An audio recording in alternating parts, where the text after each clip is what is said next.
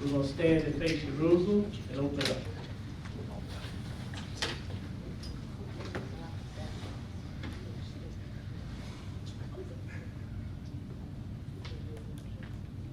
Lord, I cry unto thee. Lord, I cry unto thee.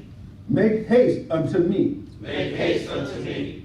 Give ear unto my voice. Give ear unto my voice. When I cry unto thee. When I cry unto thee. Let my prayer be set forth. Let my prayer be set forth. Before thee. Before thee. As incense. As incense. In the lifting up of my hands. In the lifting up of my hands. As the evening sacrifice. As the evening sacrifice.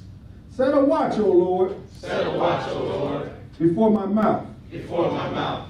Keep the door of my lips. Keep the door of my lips. Incline not my heart. Incline not my heart. To any evil thing. To any evil thing. To practice wicked works. To practice wicked works. With men. With men. That work iniquity. That work iniquity. And let me not eat of their dainties. And let me not eat of their dainties. My Psalms were taken from chapter 141. May the Lord add a blessing of the reading, hearing, as well as doing of his holy mighty word. In Jesus' mighty name we pray. Amen. Amen. Hello, everybody. Welcome to Israel Church of Living God. I'm Brother Rodney. And Brother Caleb will be reading today. I know the sisters and brothers are joining us out of town. I'm pretty sure you can hear me, but I can't hear you. And so we have a bit of technical difficulties again, but we found out what the culprit is. So we're going to take care of that coming next Sabbath. Okay? So today's title is simply Hail. Hail. And so there are many different aspects of hail, and we're going to deal with them today. Because when most people think about hell, they think about the lake of fire where Satan is, burning people in the lake of fire with a pitchfork and with the horns and all this stuff. But that hell does not even exist yet. So, we're going to go down the line and we're going to deal with simply hell. And we're going to show you that there's more than one hell. And then we're going to finally get to the hell that we do not want to go to. Nobody wants to do the work not to go there, but nobody wants to go there. And so we understand what the work that we have to do in order not to go to this hill that we're going to deal with, this last one we're going to deal with. So, let's start this lesson off in Psalms, the 16th chapter. Psalm 16. And we're going to pick it up at verse 8. Psalm 16 and 8. I'm glad to see everybody come out today, especially with the circumstances that we are having now. But this too shall pass, because the Lord is going to deal with this. Amen. And we pray that the Lord protects his servants and all of us stay steadfast in his word and be faithful to his word and be faithful to God. We're going now to Psalm 16. Psalms 16, we're going to pick it up at verse 8. Psalm 16 and 8. Go ahead and read it. Psalms chapter 16, verse 8. I have set the Lord always before me. Because he is at my right hand, I shall not be moved. Go ahead. Therefore my heart is glad, and my glory rejoiceth. My flesh also shall rest in hope, for thou wilt not leave my soul in hell. Stop right there. So, he said, thou wilt not leave my soul in hell. Now, we're going to find out what hell he is talking about right here.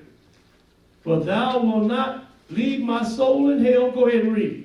Neither wilt thou suffer thine Holy One to see corruption. Neither will I suffer thy Holy. Who's the Holy One? That is Jesus. He said you won't suffer your Holy One to seek corruption. Now, let's go now, because we're going to find out what this hell is in a minute. Let's just go, we're going to look at something else. Let's go to 2 Samuel 22. 2 Samuel 22. And we're going to pick it up at verse 1. 2 Samuel 22 and 1. When you get it, brother, start reading. 2 Samuel 22 and 1. 2 Samuel chapter 22, verse 1. And David spake unto the Lord the words of this song in the day that the Lord had delivered him out of the hand of all his enemies, and out of the hand of Saul. And he said, the Lord is my rock and my fortress, and my deliverer. Go ahead. The God of my rock, in him will I trust. In him will I trust. Go ahead. He is my shield. Now, who is the rock? This is David's rock right here. Who is the rock? Christ. Jesus is the rock. And this is who he's talking about. That's why the book said, the Lord said unto my Lord, sit thou at my right hand until I make thy enemies thy footstool. This is David's rock. It is the Lord. Go ahead and read. He is my shield and the horn of my salvation. My high tower, my refuge. My Savior, thou savest me from violence. I will call on the Lord, who is worthy to be praised. So shall I be saved from mine enemies. Go ahead. When the waves of death compass me. Now look what he said. Now he said, when the waves of death compass me, When the waves of death compassed me, the floods of ungodly men made me afraid. The sorrows of hell compassed me about. The sorrows of hell compassed me about. Did what? Go ahead. The snares of death prevented me. The snares of death prevented me. He said, the sorrows of hell compassed me about. Now, what does he mean, sorrows of hell? This sorrows mean distress. But he said the sorrows of hell. So we're looking at another hell right here, a condition that one is in. Because sorrows mean distress. Just hold on a minute. We're going to get to that one too. Let's go now to Matthew, the 5th chapter, Matthew 5. Matthew 5, we're going to pick it up at verse 21. Matthew 5 and 21.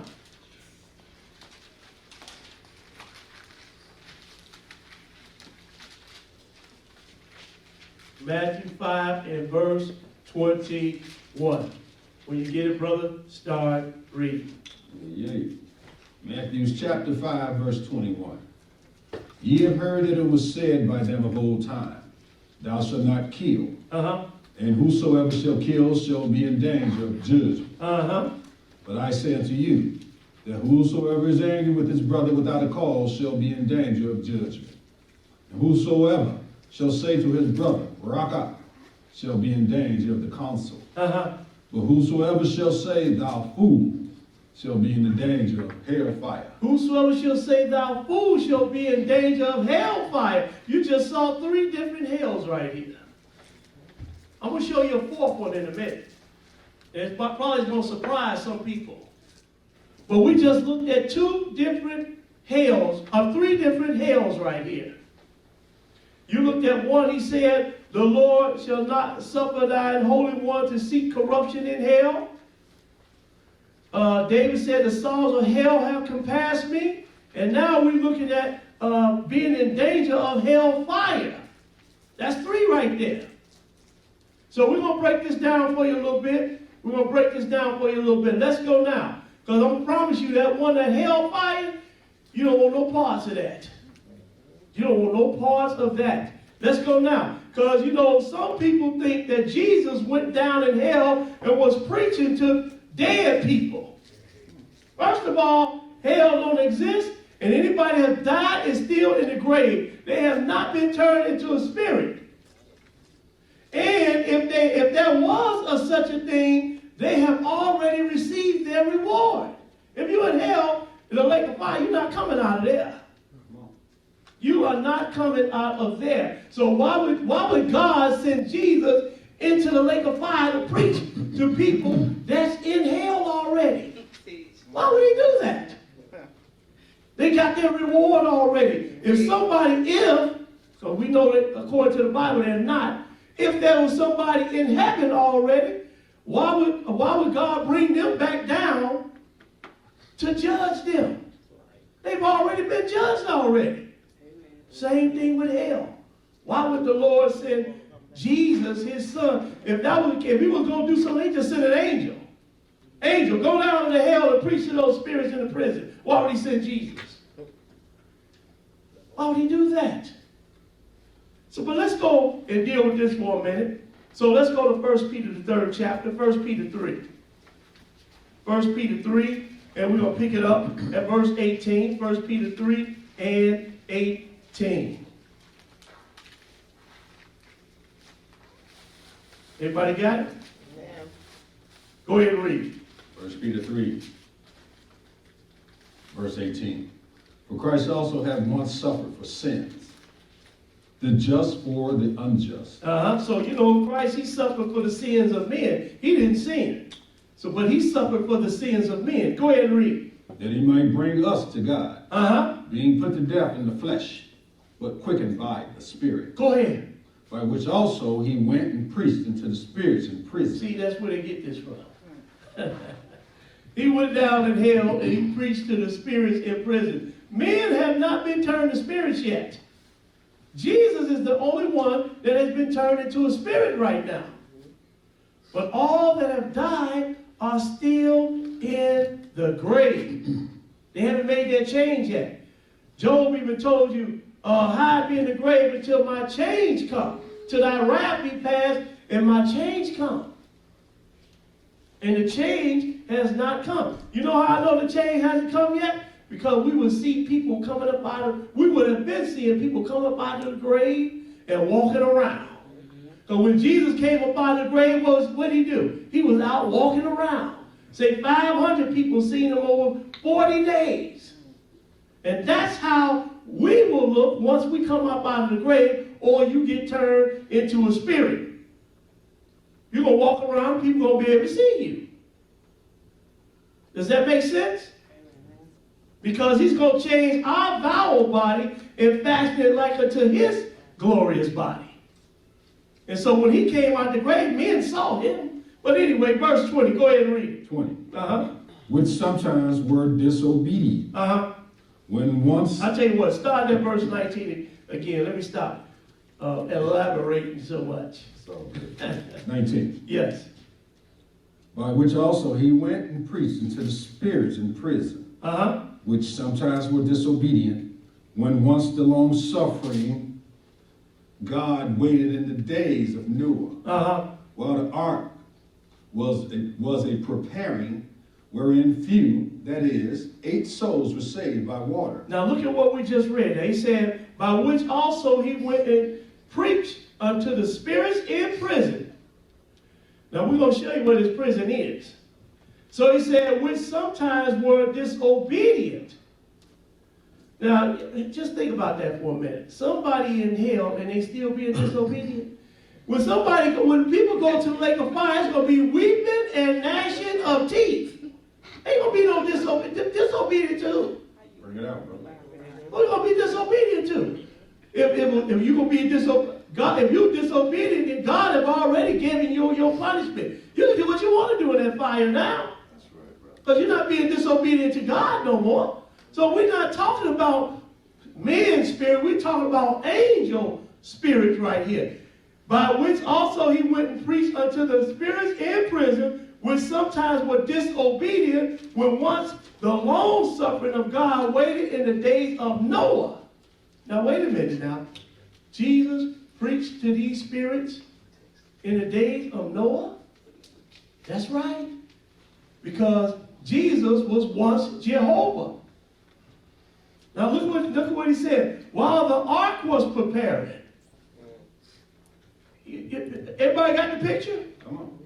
While the ark was preparing, he said, wherein few, that is 8 souls, were saved by water. So now, at this time, the Lord was preaching to these spirits that were in prison while the ark was being prepared by Noah. Jesus did this when he was Jehovah. Let's go now. Let's go to 2 Peter. 2 Peter, the 2nd chapter. 2 Peter 2. 2 Peter, the 2nd chapter. Because you know, Jesus went down into hell. He was preaching to the spirits in prison. Come on, man. That don't make any sense. 2 Peter 2 and 4. 2 Peter 2 and 4. And I mean, I had people telling me, I had a group of people on the phone adamant about this. I'm like, why would God send Jesus in hell to the lake of fire? He just sent an angel. Angel just pop back on out, and that's it. Go preach to them. I don't know what he preaching to them for, because they already got their reward. But he go down there, preach to them, pop back out, and that's it. Simple, brother. 2 Peter, the 2nd chapter, and verse 4. We're going to show you what his prison is. 2 Peter 2 and 4. Go ahead and read it. 2 Peter chapter 2, verse 4. Uh-huh. For if God spared not the angels that sinned, Uh-huh. but cast them down to hell. Uh-oh. Now, do you see where he said he cast them at, right? Yes, sir. Cast them to hell. Now, I'm going to show you what his hell is. It's not no lake of fire. Come on.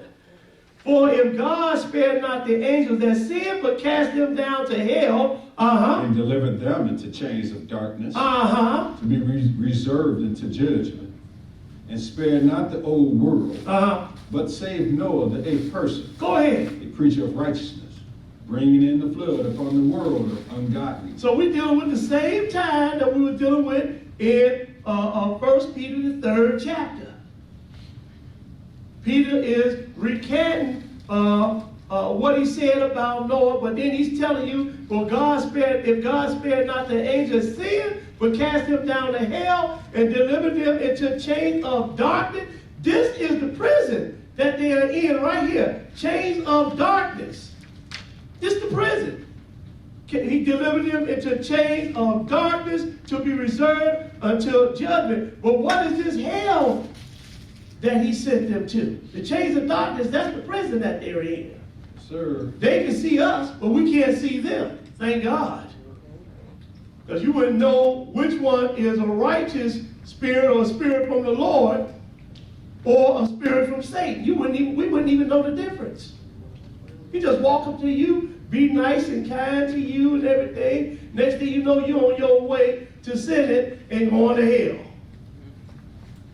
But God, so merciful, he said, you know what? I can't have these demons running around with humans, especially not with my servants.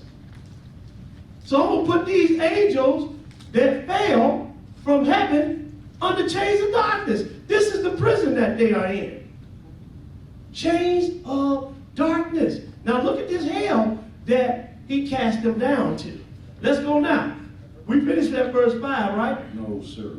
Read it again. 5. Uh-huh. And spared not the old world, Uh-huh. but saved Noah, the eighth person, the preacher of righteousness, Uh-huh. bringing in the flood upon the world of the ungodly. Now, let's go now. Let's go to Revelations, the 12th chapter. Let's see this hell that they fell, that he cast them down to. Revelations 12 and 9. Revelations 12 and 9. Go ahead and read it, brother. Revelations chapter 12, verse 9. Uh-huh. And the great dragon was cast out, the old serpent, called the devil and Satan, Uh-huh. which deceived the whole world. He was cast out into the earth. He was cast out where? Into the earth. Oh, this the hell that he was cast down to? That's right. It is the earth. Yes, sir. And the prison that they were in is the chains of darkness. They are the chains of darkness. Does everybody understand? Because he didn't cast them down into the lake of fire. He cast them down to the earth. This is the hell that he cast Satan down to and his angels. Read that one more time. And the great dragon was cast out, that old serpent called the devil and Satan, which deceived the whole world. Go ahead. He was cast out into the earth. And his angels cast out with him. And his angels were cast out with him. This earth is called hell. Yes, sir.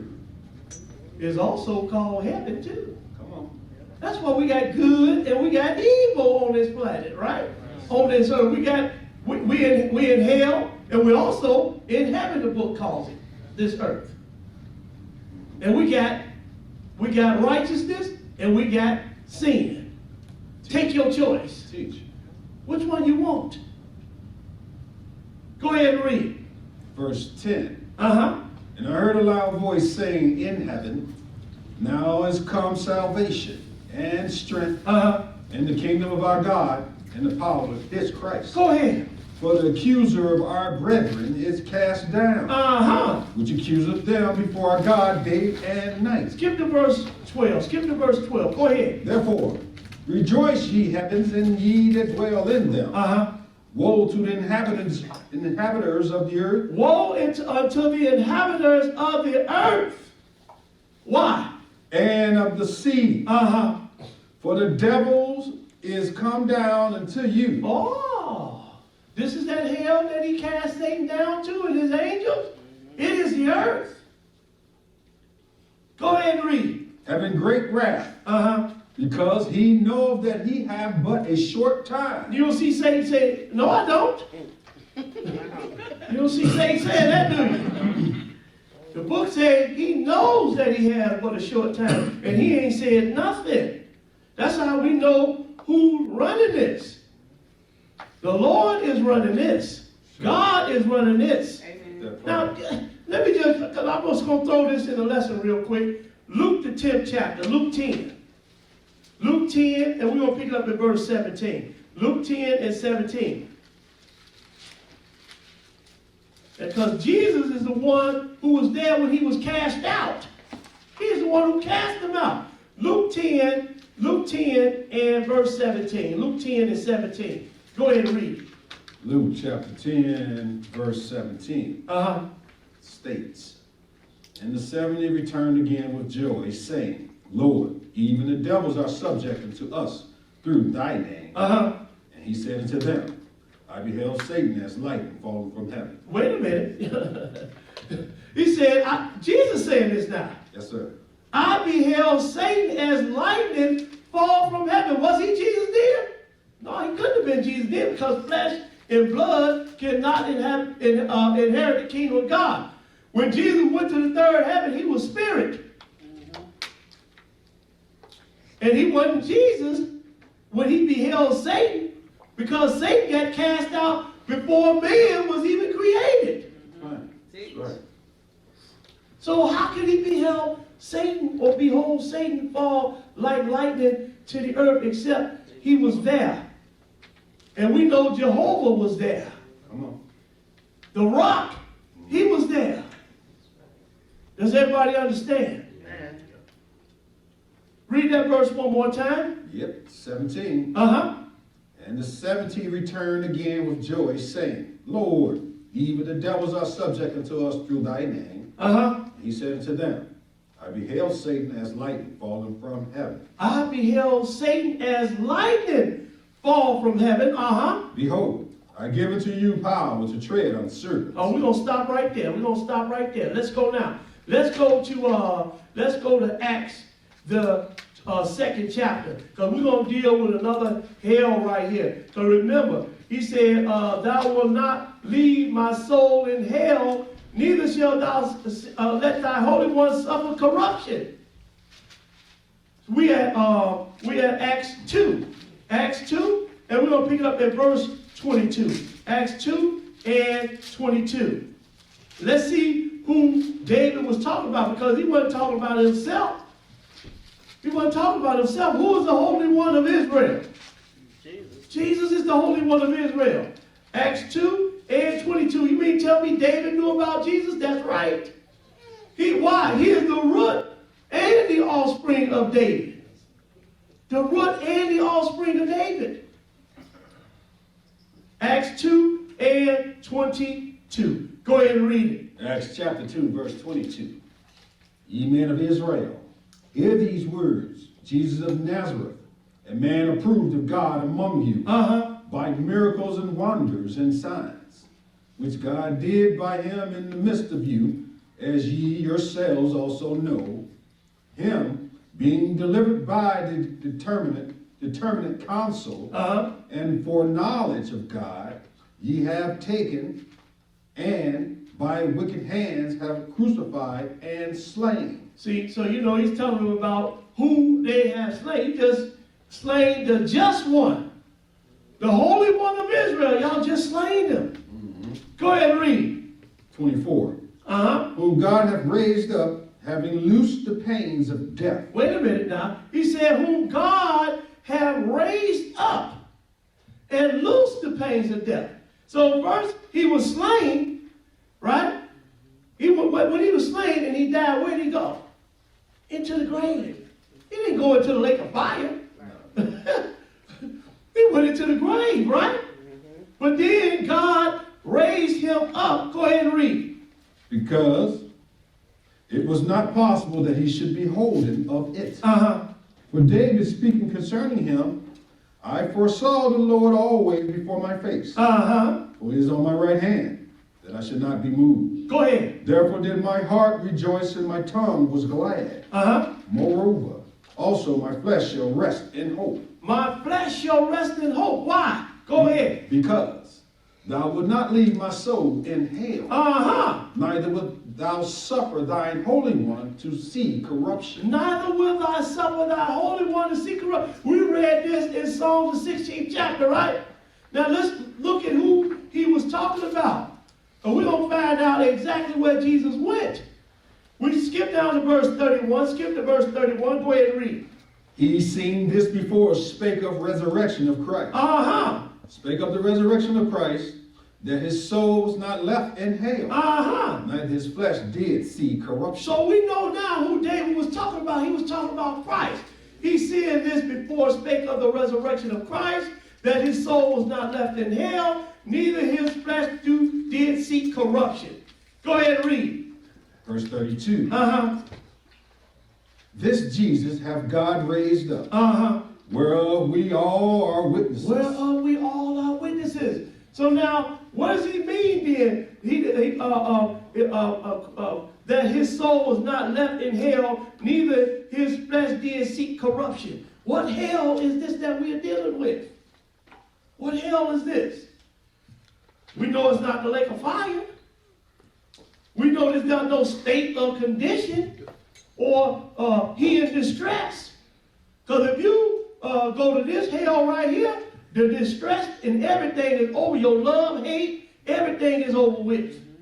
In this hell right here. So let's find out what this hell is that he went to. Let's go now to Ephesians, the 4th chapter, Ephesians 4. We're going to find out what hell this is he went to.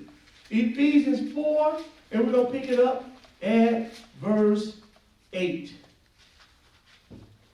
Ephesians 4 and 8. Go ahead and read, my brother. Ephesians chapter 4, verse 8.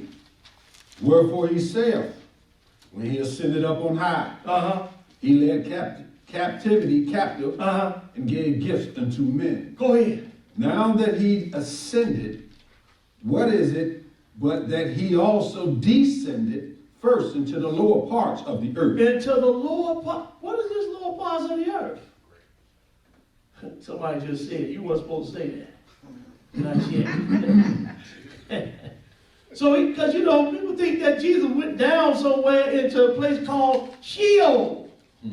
And Sheol is one side of it is darkness and torment, and the other side is light and spring water.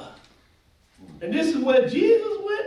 This is where Abraham went. You understand? This is where the poor beggar went. Lazarus went. You understand? And the rich man, he went into darkness and torment, into Sheol. And do you know the ones that call themselves Jews? They believe this.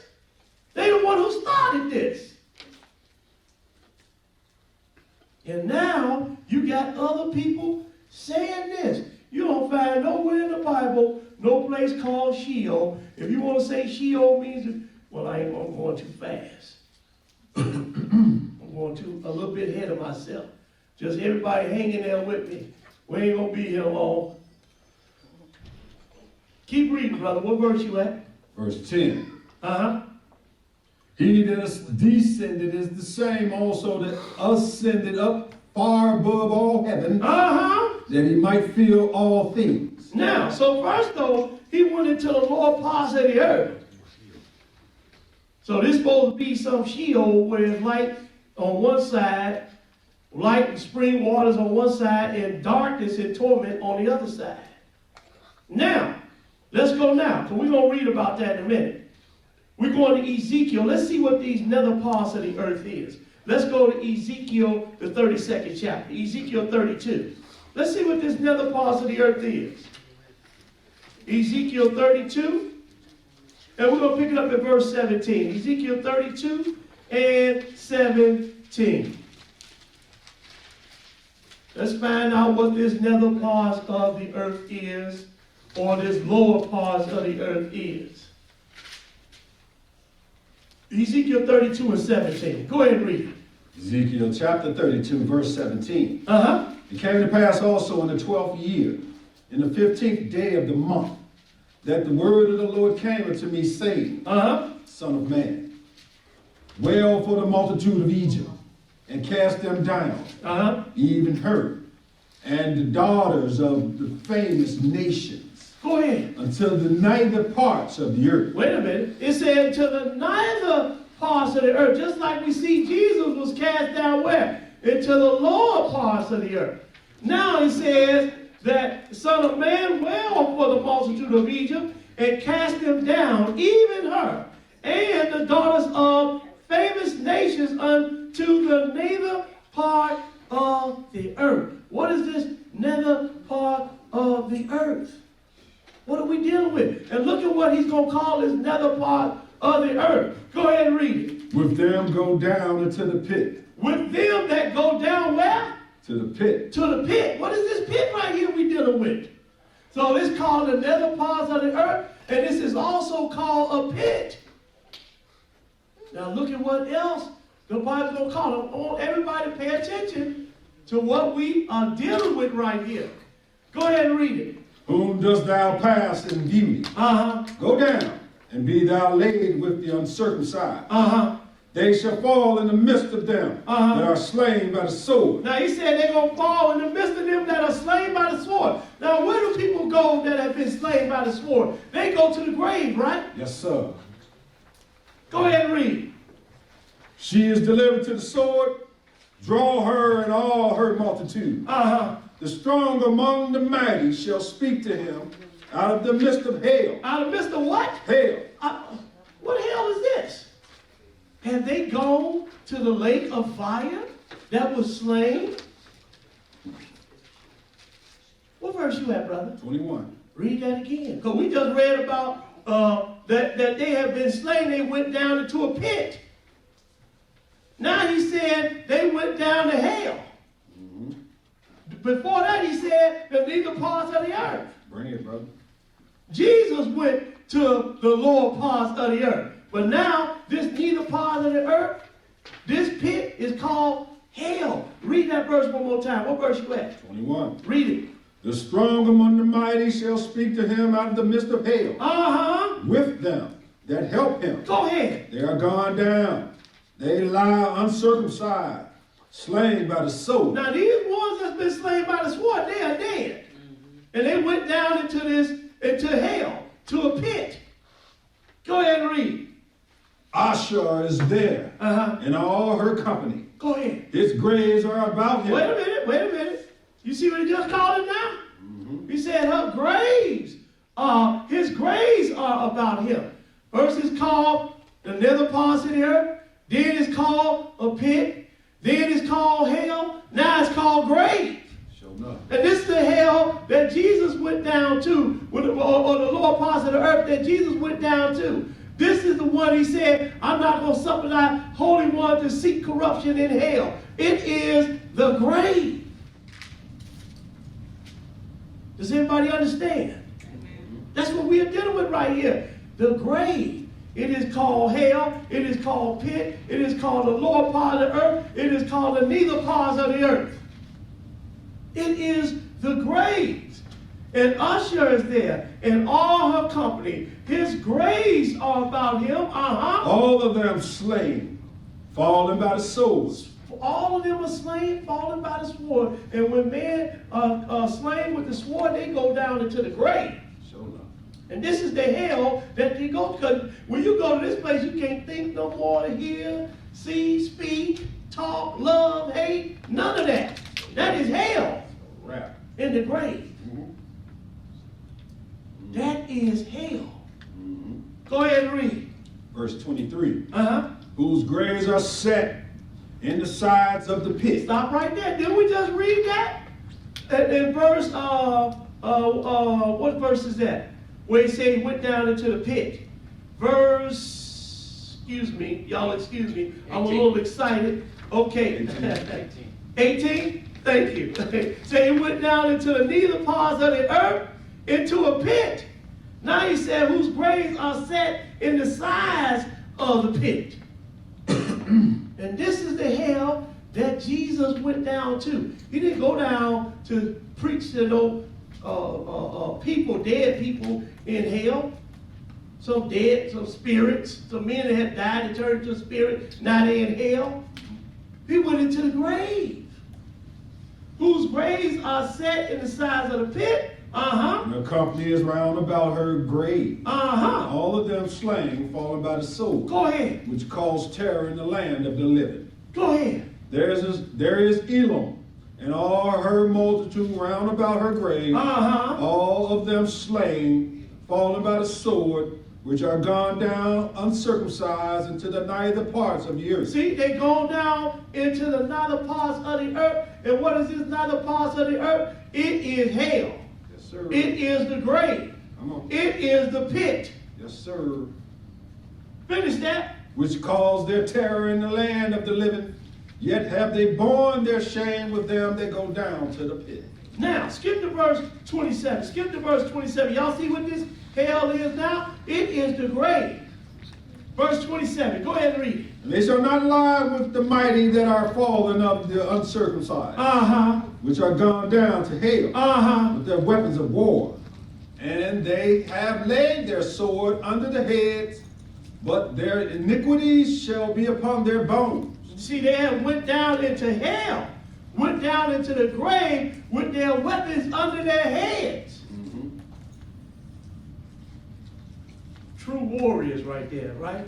Because you're going to go down into the grave. Hey, man, don't be putting no sword under my head and all that. But these warriors right here, they went down into the grave with their weapons laid under their heads, their swords under their heads. Finish that. But their iniquities shall be upon their bones, Uh-huh. though they were the terror of mighty in the land of the living. They were terror of the mighty in the land. These were warriors right here that went down into hell or went down into the grave with their swords under their heads. And this is the hell that Jesus went down to, where he said, will not suffer thy Holy One to see corruption. Now, what do you mean corruption? Let's go now. Let's go to Isaiah 38. Isaiah 38. Let's see what this corruption is. Isaiah 38. And we're going to pick it up at verse 17. What is this corruption? Isaiah 38. And we're going to pick it up at verse 17. Verse 17. Go ahead and read it. Isaiah chapter 38, verse 17. Uh-huh. Behold, for peace I have great bitterness. Uh-huh. But thou hast in love to my soul, delivered it from the pit of corruption. Delivered it from the what? Pit of corruption. Pit of corruption. Didn't we just see that the pit was the grave? And that pit was also called hell? So he said, look, verse 17, behold, for peace I had great bitterness, but thou hast in love to my soul delivered it from the pit of corruption. Mm-hmm. So what is his soul? It is your body. I know a lot of people think that your soul go back to heaven and all this type. No, your soul is your body, and you see where it goes when it dies? To a pit, which is the grave, which is hell. So the writer in Psalms was saying he would not suffer thy Holy One to see corruption. He didn't want his Holy One, his body, to decompose. That's what he was talking about. That's right, brother. That's why he was in the grave for 3 days and 3 nights. He came up out of there. Jesus even told Martha when she came and said, my brother, he in the grave now. He's been in there for 4 days. He's thinking about it now. Because that's what happens to a body. It decomposes. That's right. But I'm going to show you another, when the worms get on a body, it ain't going to decompose in. I don't want to scare nobody, but then I do.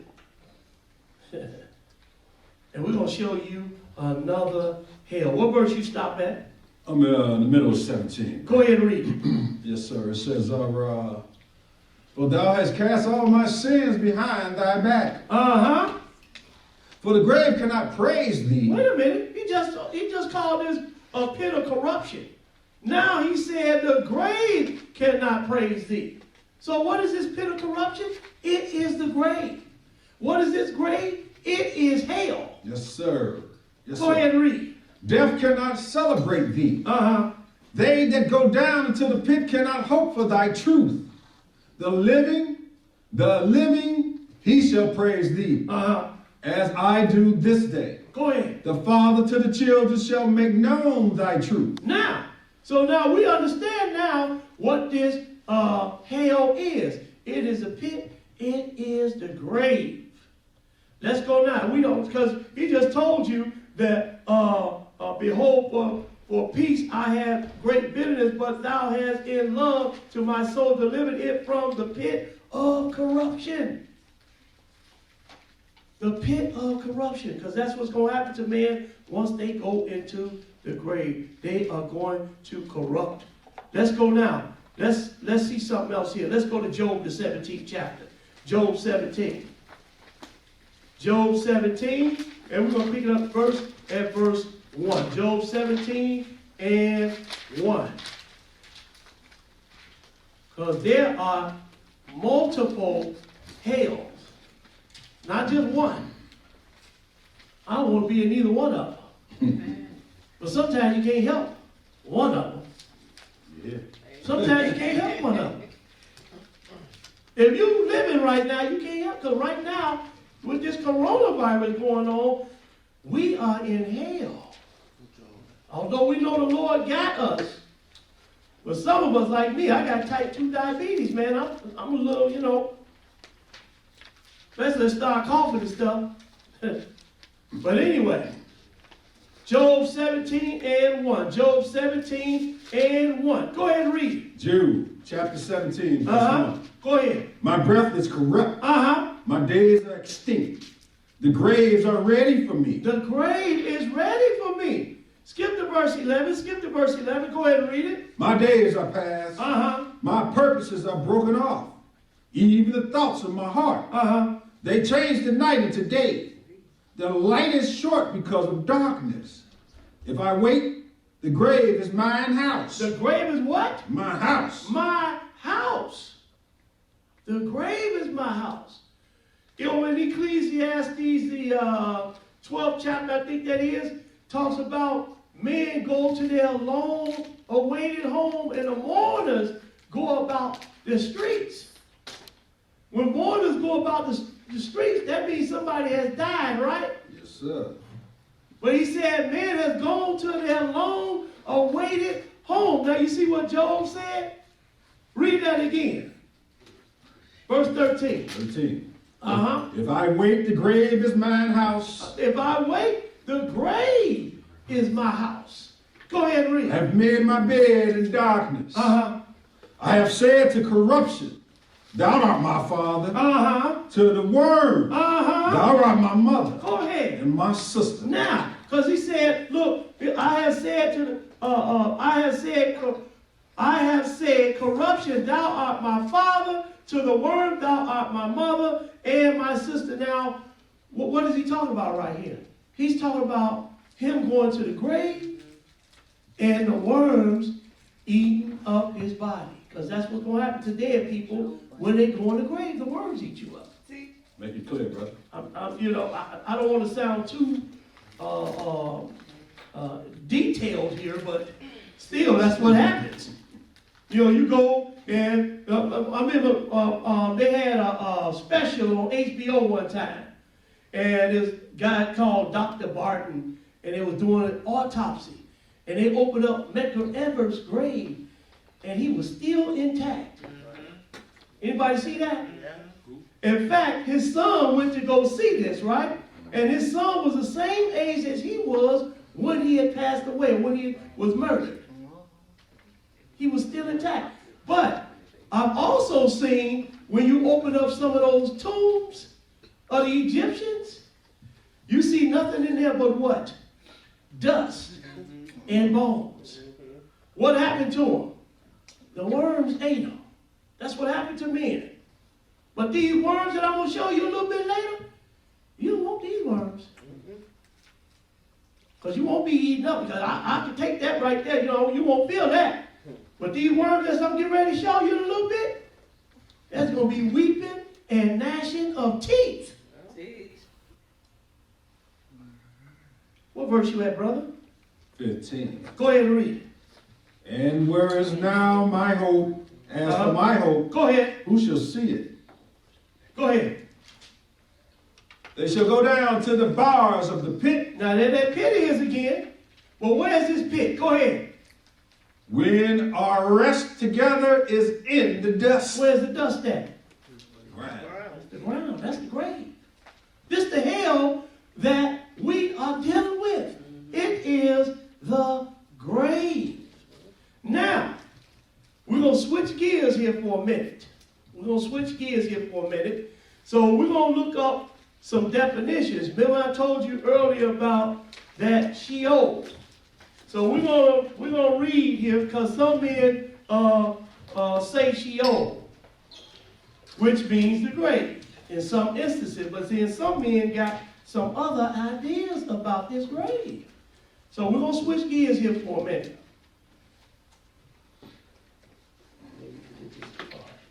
Okay, just go ahead and read that. Everybody pay attention now. This is the Revell Bible Dictionary Deluxe Color Edition. Page 914. Sheol. S-H-E-O-L. The grave. The grave. So I don't have no problem with that. Saying grave, Sheol, no problem. Go ahead. But listen to the rest of this. Go ahead. The place and or state of the dead. English translations render this Hebrew word as the grave, as death, and at times as hell. See, so this Sheol, the grave, hell. Everybody got it? Just pay attention. Don't go to sleep on me.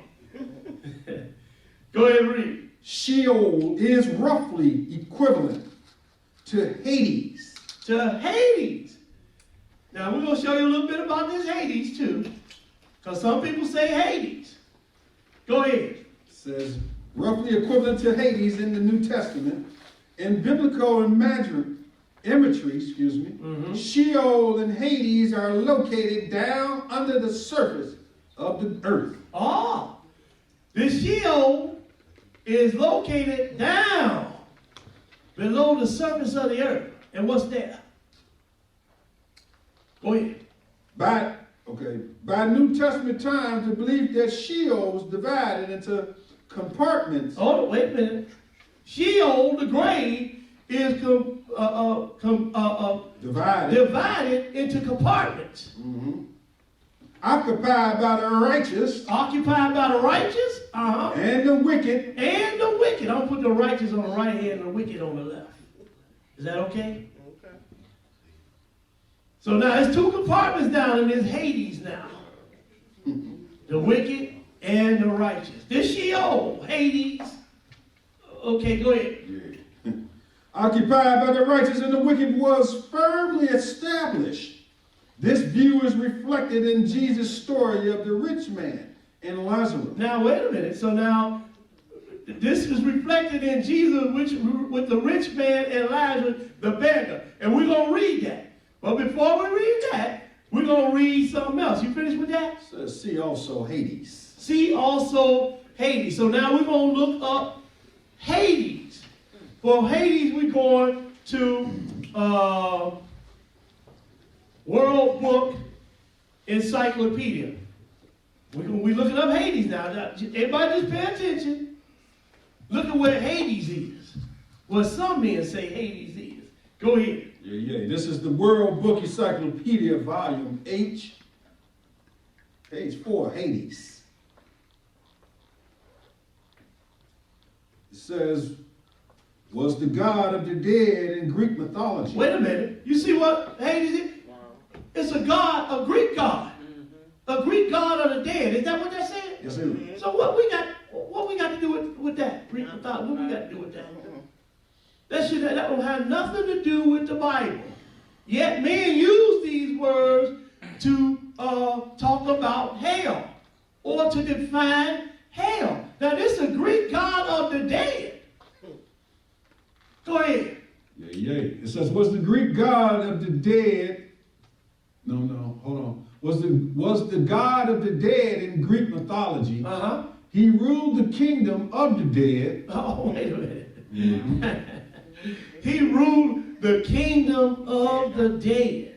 I'm going to show you who's ruling when it comes to the dead. But go ahead. Which had the same name.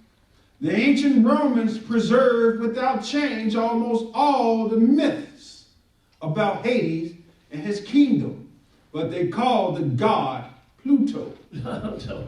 This Hades is also known as Pluto. This don't have nothing to do with the Bible. Nothing at all. So we shouldn't even be using that word, Hades. We shouldn't use that word. Let's just stick with the book say. The pit, hell, the grave. You understand? Go ahead now.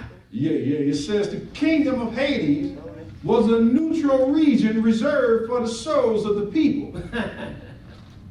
It's a place reserved for the souls of the people. You know, like what they call it, purgatory, which we know don't exist. Come on, bro. It's myth. Let me read that back. The kingdom of Hades was a neutral region reserved for the souls of people who deserved neither punishment nor reward upon death. They don't deserve punishment or reward upon death. Like I said earlier, you know, purgatory. In other words, the Romans call it purgatory. The Greeks call it Hades. Well, we as Israelites, we don't call it neither one of them. We're going to read Hades again. We're going to read about Hades again. This time we're going back to Revell Bible Dictionary again. Yep. What he said. 459 is the page. Hades. Greek name for the god of the dead. Also known as Pluto. Also known as Pluto. In Judaism. Now wait a minute now. In Judaism, they saying this too. Do we practice Judaism? No, sir. We don't practice Judaism. We are the Jews, but we don't practice Judaism. That is relatively a new religion. Go ahead and read. In Judaism, Hades was identified along with Sheol as a place where the dead await judgment. See, they're awaiting judgment. Come on, man. The only place that you are awaiting judgment is in the grave. That's where you waiting judgment for, or either you walking around as flesh and blood. You're going to be judged when the Lord get here, whether you living or whether you dead in the grave. In that pit. In hell. Go ahead and read. Yeah, it says, through the 2nd to 1st centuries BC, Jews believed the wicked dead went to one compartment. I don't read that. I don't read that in the Bible. No, sir. I don't read that in the Bible. We go all the way back to Genesis, and I don't read that. What did that say, the 2nd and 3rd BC? Through the 2nd to 1st century BC. Through the 2nd to the 1st century BC. You don't read this nowhere in the Bible. This is a made-up story, something that's made up by the Greeks. Then the Romans adopted it.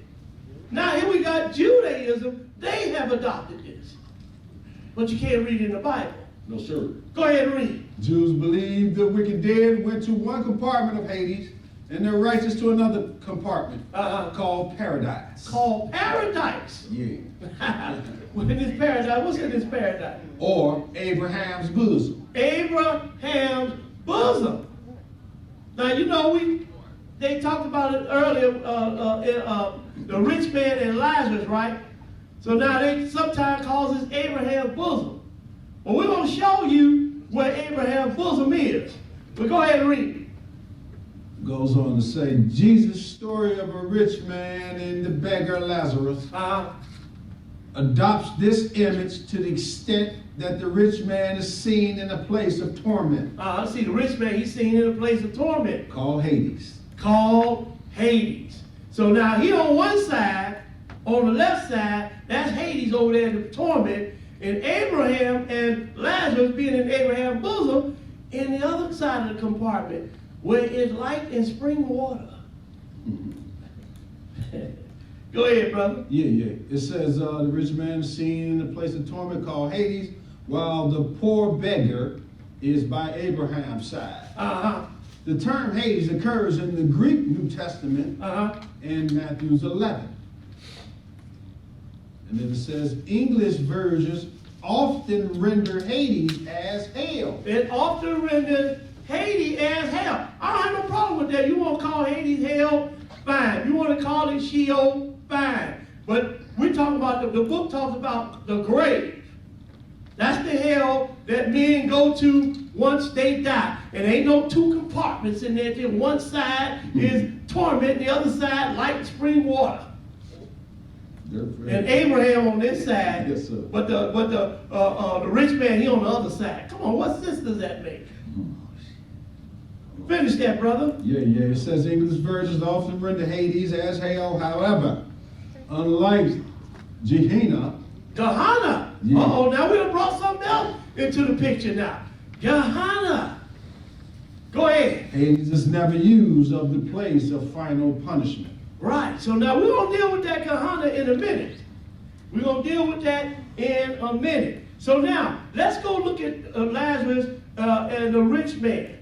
Let's go look at Lazarus and the rich man. Let's go to Luke the 16th chapter. Luke the 16th chapter. Because, it's supposed to be called Hades, and one side is darkness and torment. That's what a rich man is. And then Lazarus and Abraham, they are in the other compartment where it's light and spring water. In other words, it's light on that side. That's the side where the righteous go. Luke 16 and 19. Luke 16 and 19. Everybody with me so far? Amen. Luke 16 and 19. Go ahead and read. Luke chapter 16, verse 19. There was a certain rich man which was clothed in purple and fine linen, and fared sumptuously every day. And there was a certain beggar named Lazarus, which was laid at his gate full of sores, and desiring to be fed with the crumbs which fell from the rich man's table. Moreover, the dogs came and licked his sores. Now this is how sick he was. The dogs come to lick his sores. Go ahead and read.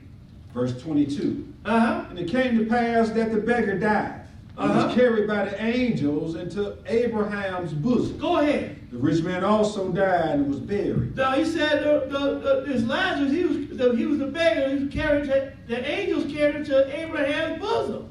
The rich man also died and was buried. So now we got both of them dead, right? Yes, sir. Keep reading. And in hell he lifted up his eyes. Stop right there.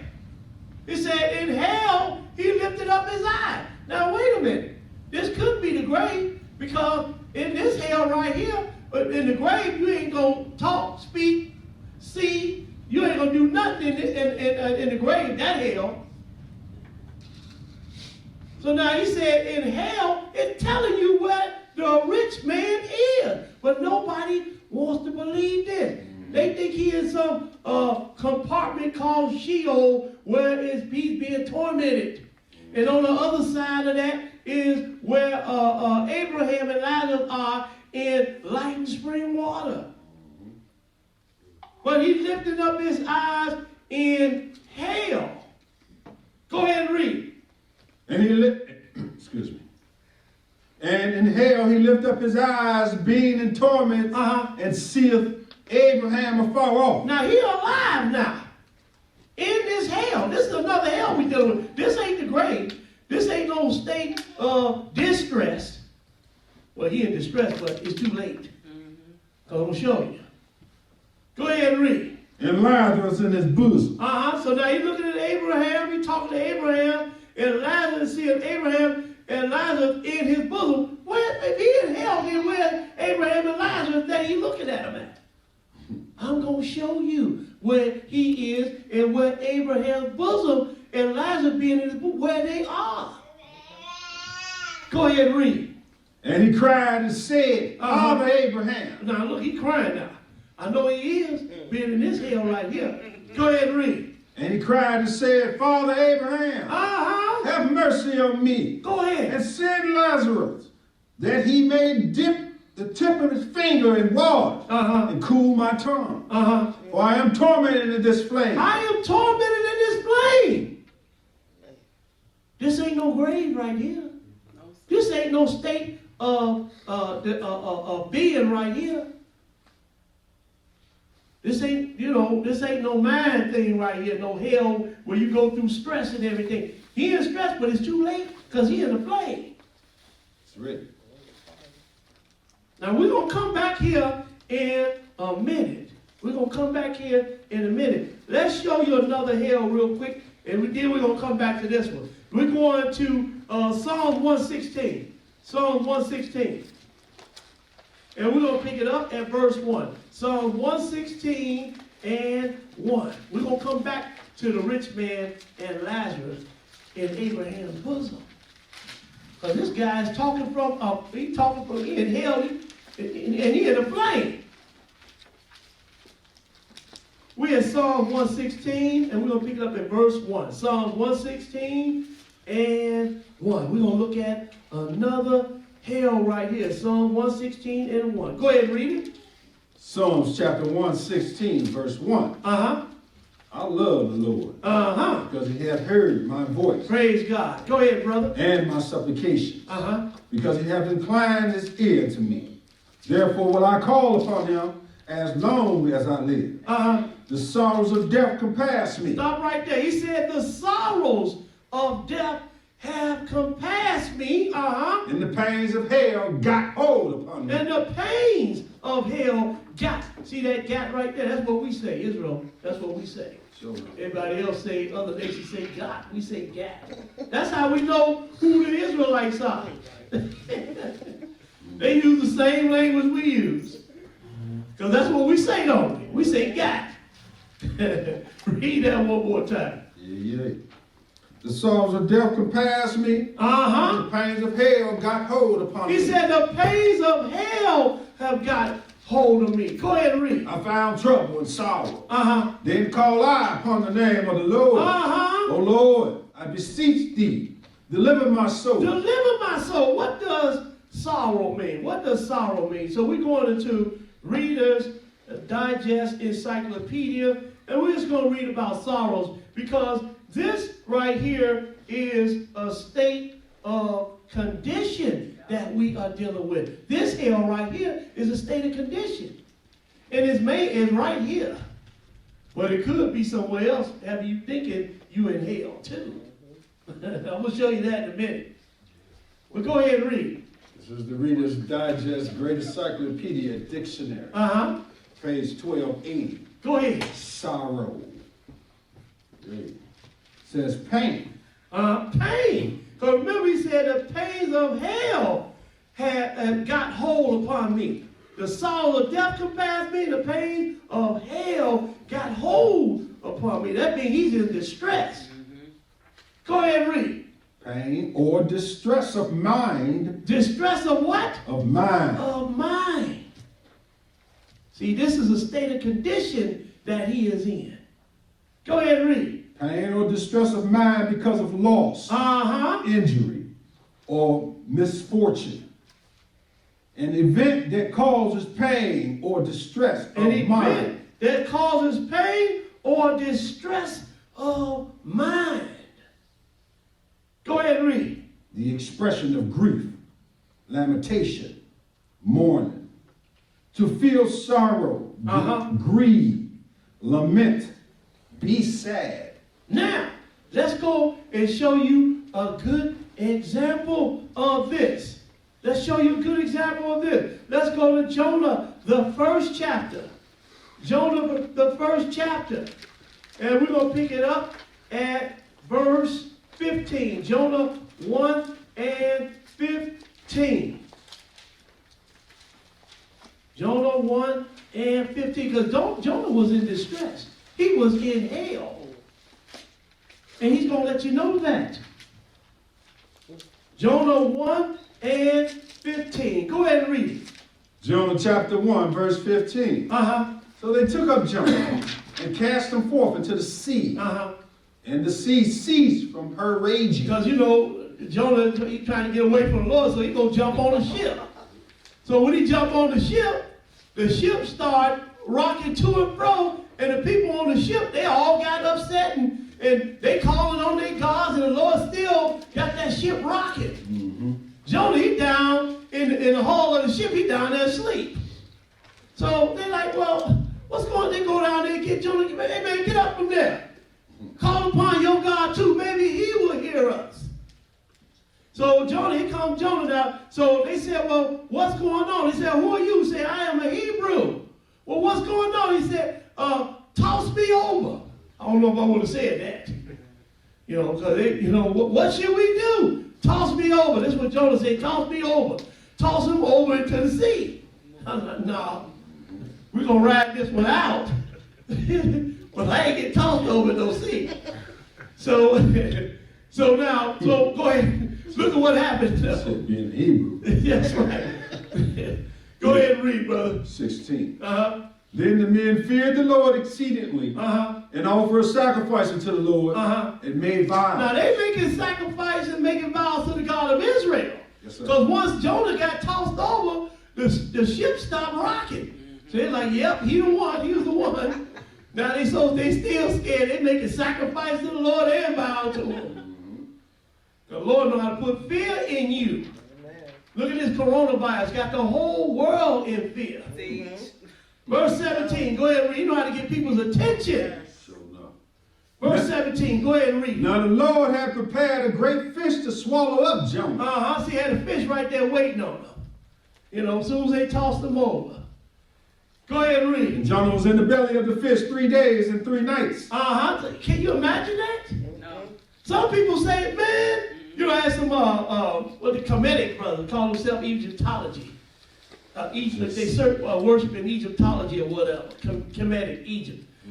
And how can that be? That's impossible for a man to go inside of a well and live for 3 days, 3 nights. Then a few days later, they had a man on TV that a whale had swallowed him and spit him out. I say, you see this right here? See this man right here? A whale, one of those orca whales, swallowed him and spit him out. I say, you say it's impossible? Look at this right here. This whale just swallowed this man and spit him out. Now you gonna tell me it's impossible for God to do? What are you talking about? Now the Lord had prepared a great fish to swallow up Jonah. And Jonah was in the belly of the fish 3 days and 3 nights. Can you imagine the darkness and gook and, all type of stuff in this whale? I ain't gonna get too graphic, George. You must got a weak stomach. Me too. Let's go on into 2. Jonah 2. Jonah 2, and we're gonna pick it up at verse 1. Jonah 2 and 1. Go ahead and read, my brother. Go ahead and read. Then Jonah prayed unto the Lord, his God, out of the fish's belly. Now look, Jonah said he was in now he tossed over into the belly of this whale, and now He praying to God. He is praying to the Lord. Go ahead and read. And said, Uh-huh. I cried by reason of mine affliction unto the Lord. Uh-huh. And he heard me. And he did what? He heard me. Where did he hear him from? Go ahead. Out of the belly of hell. Out of the belly of hell. He in distress. This is another hell right here. It is the belly of hell, the belly of this well. He is in distress. This is another hell. Does everybody understand? We're looking at another hell. Read that again. Yes, back at 2. Back at 2. Uh-huh. And said, I cried by reason of mine affliction unto the Lord. He heard me. Uh-huh. Out of the belly of hell cried I. Uh-huh. And thou heardest my voice. And thou heardest my voice. I know he had to be in there crying and praying to the Lord. Can you imagine that? Being in a fish for 3 days and 3 nights? But he said he was in the belly of hell. I cried, and thou heardest my voice. He was in distress. Mentally, he was in hell. And I can't imagine being in a well, but I can imagine him being in hell, though. In this hell. And sometimes you in hell. You let it keep this virus keep going on, and you can't go to the store and get no food and see what type of hell you're going to be in then. You're going to be in distress in your mind. And not only your mind going to be in distress, your belly going to be in distress too. You let it be that you can't pay your bills. You're going to be in hell because you're going to be worried about it, paying them bills. You're going to be in hell. Amen. A state of condition in your mind. Let's go now. Skip to verse 7. Skip to verse 7. Go ahead and read. What happened to Jonah? Go ahead and read it. 7. Uh-huh. When my soul fainted within me, I remembered the Lord. Uh-huh. And my prayer came unto thee, into thine holy temple. Uh-huh. Look, he's still praying though. He's in distress, sort of like with Hezekiah when he was sick unto death. What did he do? He turned his face toward the wall and started crying and praying. Hallelujah. And the Lord heard him. When my soul fainted within me, I remembered the Lord, and my prayer came unto thee. Uh-huh. Into thine holy temple. Go ahead. They that observe lying vanities forsake their own mercy. Uh-huh. But I will sacrifice unto thee with the voice of thanksgiving. Uh-huh. I will pay that I have I'm vowed. going to pay that I had vowed, because God told Jonah to go and preach to Nineveh. And Jonah was like, okay, Lord, but then he took off on that ship. So now he said, Lord, I'm going to pay that which I have vowed to you, Lord. You know what his wrong was. He said, look, Lord, I'm going to correct it. Yes, sir. Yes, sir. And what happened? Go ahead and read. Salvation is of the Lord. Uh-huh. And the Lord spake unto the fish. Uh-huh. And it vomited out Jonah upon the dry land. Look how much power God got. Hallelujah. All right, let him go. And the fish vomited him out, not in the water, but on dry land. Now, and we ain't going to read it, but I'm going to just tell you what happened to Jonah. He got up. It took a day and a half to get to 3 days journey to get to Nineveh, and Jonah made it there in a day and a half. He got up running and hollering. Hey, Jonah, hey, and kept running. Let's go now. So that was hell that he was in his mind. He was in distress. That is another hell. So now, so far, we see hell as the grave. We see hell as a state of condition. And we also see another hell right here. But let me just show you real quick who holds the keys to death and hell. It ain't Hades. It ain't Pluto. Let's go to Revelations, the first chapter, Revelations 1. Revelations 1. This is why you got to put your trust in the Lord, man. Amen.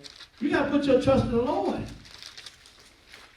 Revelations 1 and 18. Revelations 1 and 18. Let's see who holds the keys to death and hell. Revelations 1 and 18. Go ahead and read it. Revelations chapter 1, verse 18. Uh-huh. I am he that liveth Uh-huh. and was dead. And behold, I am alive forevermore. Uh-huh. Amen. And have the keys of hell and of death. And have the key. Who are we talking about right here? This is Jesus. I am he that liveth and was dead. He is the only one that have lived and died. And behold, I am alive forevermore. The only one. Everybody else that have died is still in the grave. He said, amen. And have the keys of hell and of death. I got the keys, not Pluto, not Hades. I got the keys. So this is who you want to put your trust in right here. His very soul is in our very soul is in his hands. Now remember earlier we read about Hades, and then it said it was compared to Gehenna. And so now let's read about this Gehenna real quick. So for that we're going to Urban's Bible Dictionary. Then we're going to read it to you in the Bible. So we're going to pick up that Gehenna now. Let's read about it. Yeah, this is Erdman's Bible Dictionary. Page 406. Gehenna. Greek form of Heb, E. Valley of Hinnom. Hinnom. Valley of Hinnom. Go ahead and read it. Designating the narrow valley south of Jerusalem. Now this is an actual place right here where some Israelites sacrificed their children with fire. In fact, it was a punishment that you would get when you went to this place, and that punishment was the fire. But this fire right here can't be compared to the fire we get ready to read about. Go ahead and read some more. The place was infamous during the monarchy period for the practice of child sacrifice by fire. So they were practicing this child sacrifice by fire. Go ahead and read. In the Hellenistic period, the name came to be used metaphorically to denote final punishment. Now wait a minute. In other words, they comparing this with this Gehenna with the lake of fire. How can you do that? The lake of fire, this fire right here, you talking about you burn up, that's it. But the lake of fire, you're gonna burn forever. So how can you use this metaphorically for that? Don't make sense to me, but there are a lot of things that people say don't make sense. But anyway, go ahead and read. Yeah.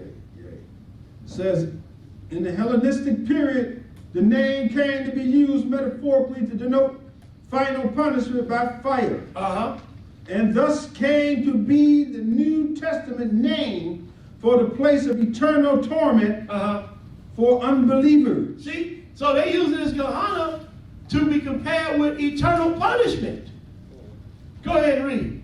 Both the KJV and the RSV translate this word as hell. They translate it as what? Hell. Hell. Now wait a minute.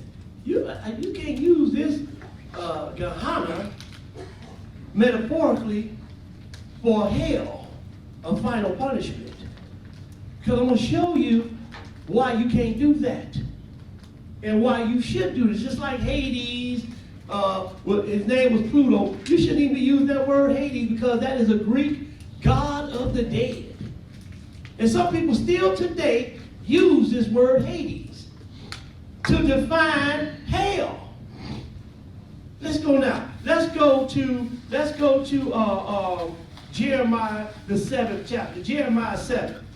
We're going to Jeremiah 7. We're going to pick it up at verse 29. Because this Gehenna which is actually called this Gehenna, which is called Hinnom. It is an actual place. Jeremiah 7, and we're going to pick it up at verse 29. Jeremiah 7 and 29. You got it, brother? Yeah. Go ahead and read. Jeremiah chapter 7, verse 29. Uh-huh. Cut off thine hair, O Jerusalem, Uh-huh. and cast it away, and take up lamentation on high places. For the Lord hath rejected and forsaken the generation of his wrath. Uh-huh. For the children of Judah have done evil in my sight, Go ahead. saith the Lord. They have set their abominations in the house, which is called by my name, Uh-huh. to pollute it. And they have built the high places of Tophet, which is in the valley of the son of Hinnom. See, this valley of the son of Hinnom. So this is an actual place right here. Gehenna, Hinnom, same place. But look at what they done here. Go ahead and read. To burn their sons and their daughters in the fire. So did we read about this for the definition of Gehenna, a place called Hanan, where they sacrificed their sons and their daughters by fire? Yes, sir. This is an actual place right here. But you can't compare this with the final punishment. No. You can't, not with that hill, you can't compare this one. Like I say, you're going to burn up with this one, and that's going to be it. But that other hill that's coming, go ahead and read. Yeah. Read that verse 31 again. At the top. Uh-huh. And they have built the high places of Tophet, which is in the valley of the son of Hinnom, Uh-huh. to burn their sons and their daughters in the fire, Uh-huh. which I commanded them not. See, he said, I commanded them not. So what they were doing, they were burning their children in fire to the god Molech. Yes, sir. Like the people that worship that god Molech, Israel took on their traditions and their rituals and started burning their sons and daughters to this god Molech. Whoa. God commanded them, look, don't y'all be hanging out with these people and doing those things which they do, burning their children to sacrifice their children by fire to the god Molech. He said the ones that do this, and the ones that do this, I'm going to punish the ones that see them doing this, I'm going to punish them too. I could go somewhere else with that, but I ain't going to say nothing. But go ahead and read. What verse you have? Go ahead, brother. I've been holding back for a long time. All right, here we go. Come on. I've been holding back, boy. Here we go. To burn their One sons. day I'm going to burst like a bubble. But go ahead, brother. Go ahead. Ready? Uh-huh. Back at the top. And they have built the high place of Tophet, which is in the valley of the son of Hinnom, Uh-huh. to burn their sons and their daughters in the fire, which I commanded them not, neither came it into my heart. Uh-huh. Therefore, behold, the days come, saith the Lord, that it shall no more be called Tophet, nor the valley of the son of Hinnom, Uh-huh. but the valley of slaughter. The valley of slaughter, uh-huh. For they shall bury in Tophet till there be no place. Uh-huh. And the carcasses of this people shall be meat for the fowls of heaven, Uh-huh. and for the beasts of the earth. Uh-huh. And none shall fray them See, away. the Lord's like, look, y'all not going to bury y'all sons and daughters no more. Y'all going to bury them, but they're going to be meat for the fowls of the air and the beasts of the field. Go ahead and read. And none shall fray them away. Uh-huh. Then will I cause to cease from the cities of Judah and from the streets of Jerusalem the voice of mirth, Uh-huh. and the voice of gladness, the voice of bridegroom, Uh-huh. and the voice of the bride. Go ahead. For the land shall be For desolate. the land shall be desolate. So this place right now is desolate. But at one time, they were sacrificing their sons and daughters with fire in the valley of Hinnom, which is Gehenna.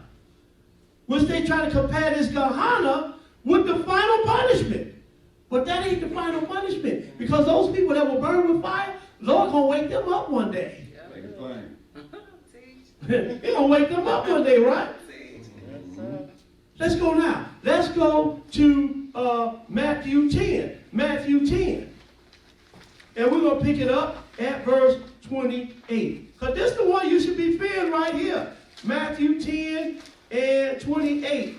And most people don't understand that they should be fearing this one right here. I ain't heard nobody say nothing about the God of Israel, Jesus. I ain't heard nobody say nothing about this during this outbreak. Everybody looking for a virus. Jesus is the cure for this virus. Yes, sir. Yes, sir. He is the cure for this virus. Amen. I ain't heard no, let's pray. Who you praying to? Who you praying to? COVID. There's only one God. That's the God of Israel and his son Jesus. And whoa, when he come back, you're going to see what color he is. Everybody going to be like, what? But anyway, Matthew 10 and 28. Matthew 10 and 28. Go ahead and read it. Matthew chapter 10, verse 28. Uh-huh. And fear not them which kill the body, And fear not them which kill the body. Uh-huh. but are not able to kill the soul. Uh-huh. But rather fear him which is able to destroy both soul and body Uh-huh. in hell. Whoa. See, because those men there in the valley of Hanan, they could kill the soul, right? Which is the body. But he said, look, don't fear them. You fear the one that can kill, that is able to destroy both soul and body in hell. Amen. This is the one you better fear right here. And we ain't talking about hell, the grave. We ain't talking about hell, a state of condition right here. We're going to show you what hell we are dealing with right here. This is the one we better fear. Fear not them which kill the body, but are not able to kill the soul, but rather fear him which is able to destroy both body and soul in hell. Now wait a minute. You mean a soul can go to hell? That's right. And what is this soul that goes to hell? It is your body. He's just saying the same thing when he says soul and when he says body. He's talking about the same thing. Because, you know, some people say, well, when you die, your soul will go to heaven. We read earlier, the soul went down into the pit. And what is the pit? It is the grave. And what is this grave? It is hell. But now we're looking at another hell right here. Now, let's go now. Let's go to, we don't have long to go. Let's go to Mark the 9th chapter. Mark 9. Mark the 9th chapter, and we're going to pick it up at verse 43. Believe you me, I cut this. Mark 9 and 43. I cut this lesson. We've been on the backside of this page, on y'all page. Mark 9 and 43. Go ahead and read it. Mark chapter 9, verse 43. Now keep in mind, we're dealing with another hell now. Mark 9 and 43. Go ahead and read, brother. Mark chapter 9, verse 43. Uh-huh. And if thy hand offend thee, cut it off. Uh-huh. It is better for thee to enter into life maimed than having two hands to go into hell. Wait a minute. He said, it is better for thee, if your hand offend you, cut it off.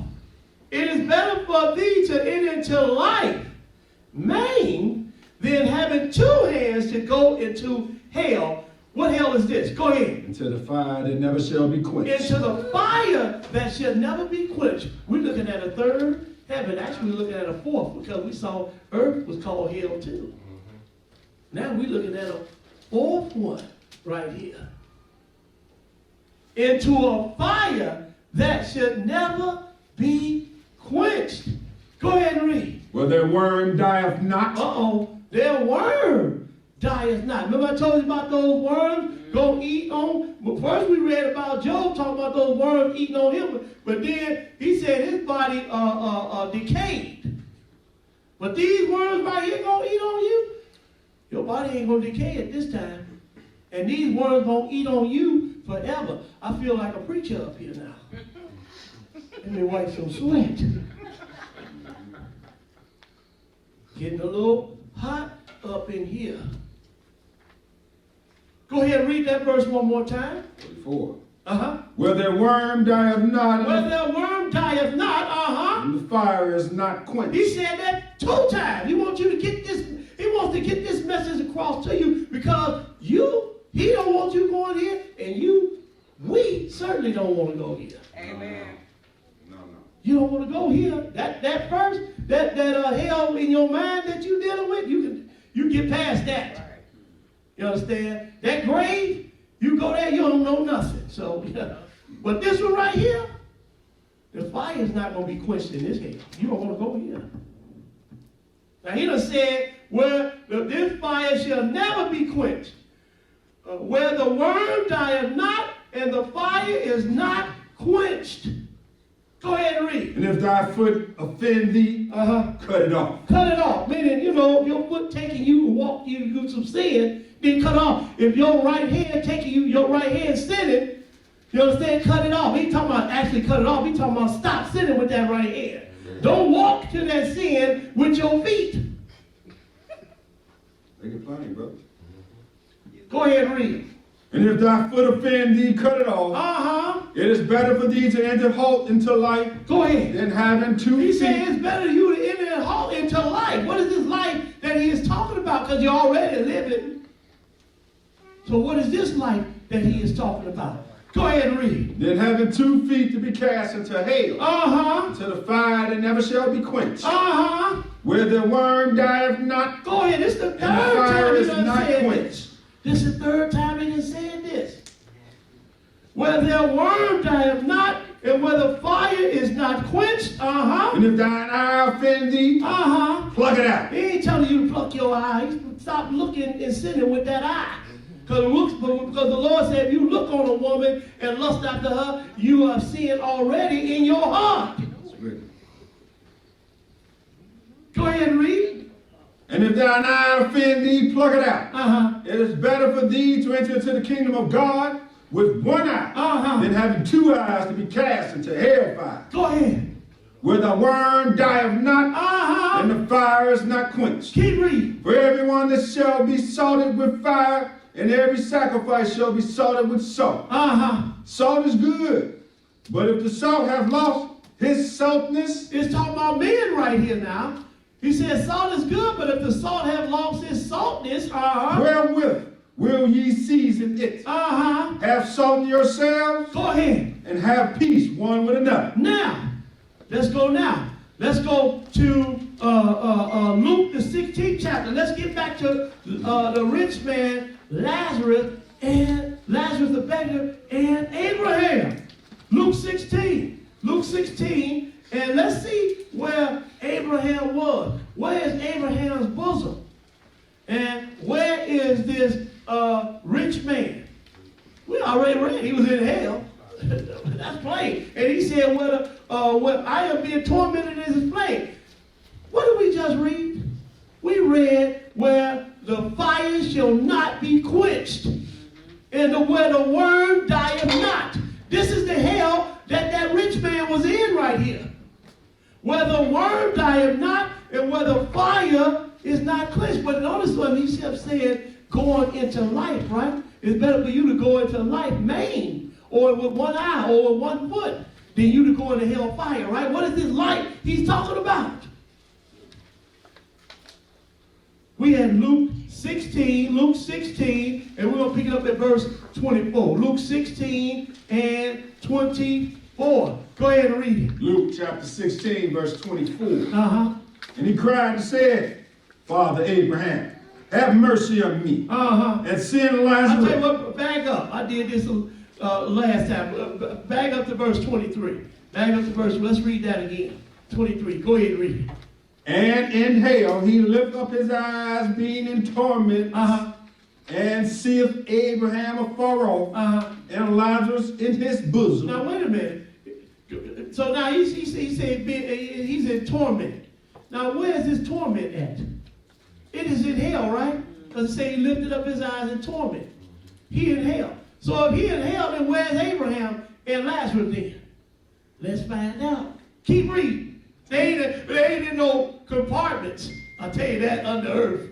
What they talk about Hades, and where's darkness and torment on one side, and on the other side is light spring water. No, that don't exist.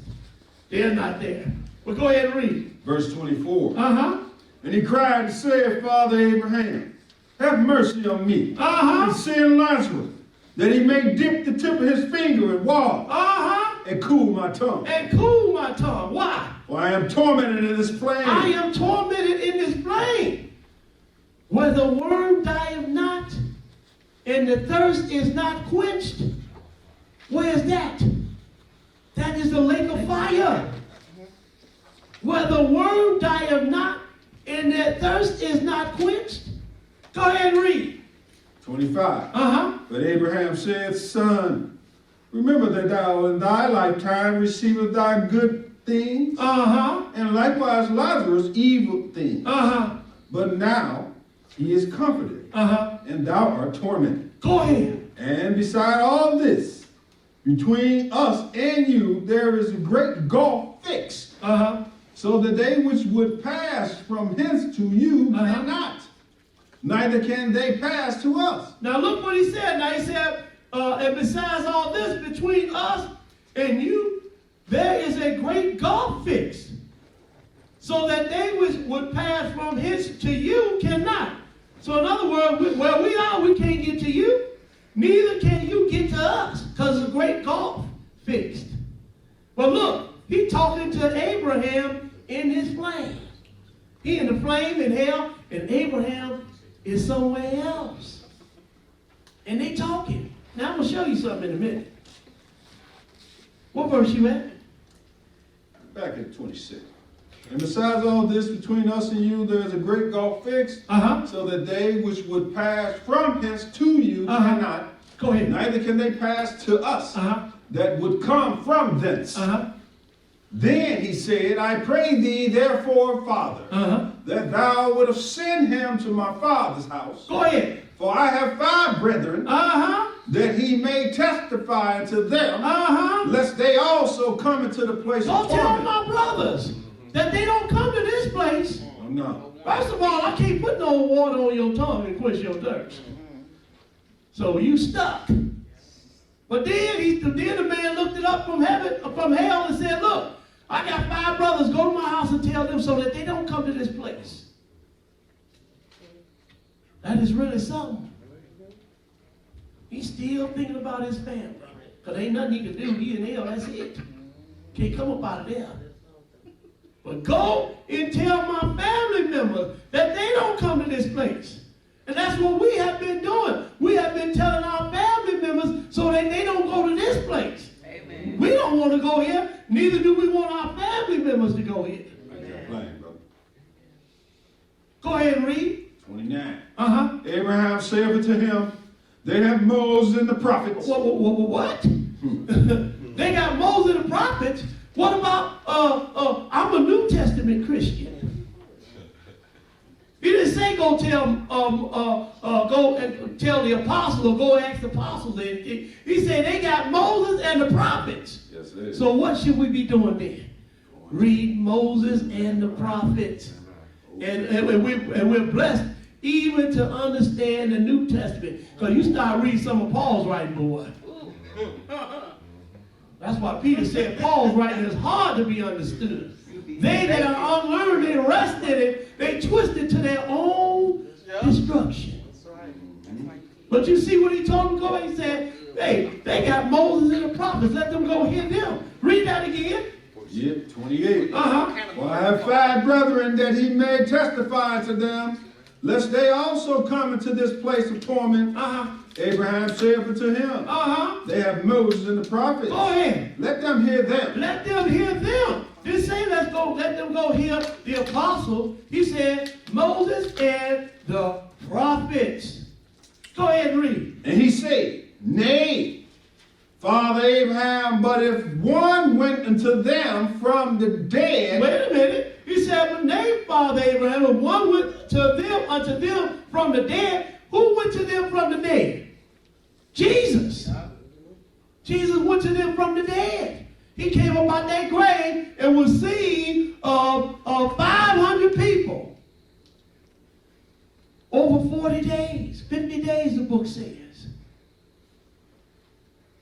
Nay, Father Abraham, but if one went unto them from the dead, They will repent. they will repent. Go ahead. And he said unto him, if they hear not Moses and the prophets, neither will they be persuaded, though one rose from the dead. You see why those people you go to don't hear the word of God?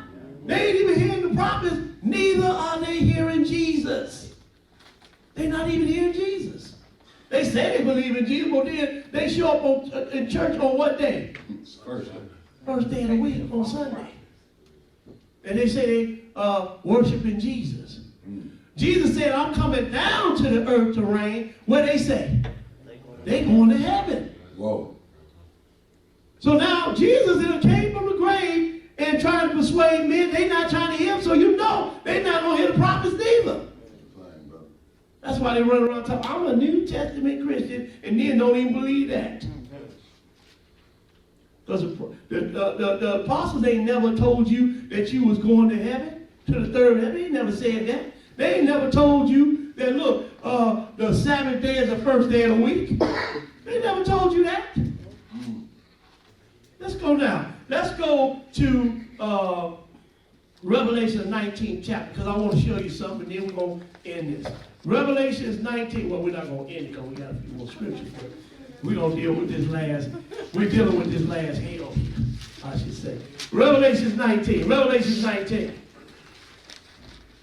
Revelation 19. Now remember, the rich man was speaking to them from hell, to Abraham.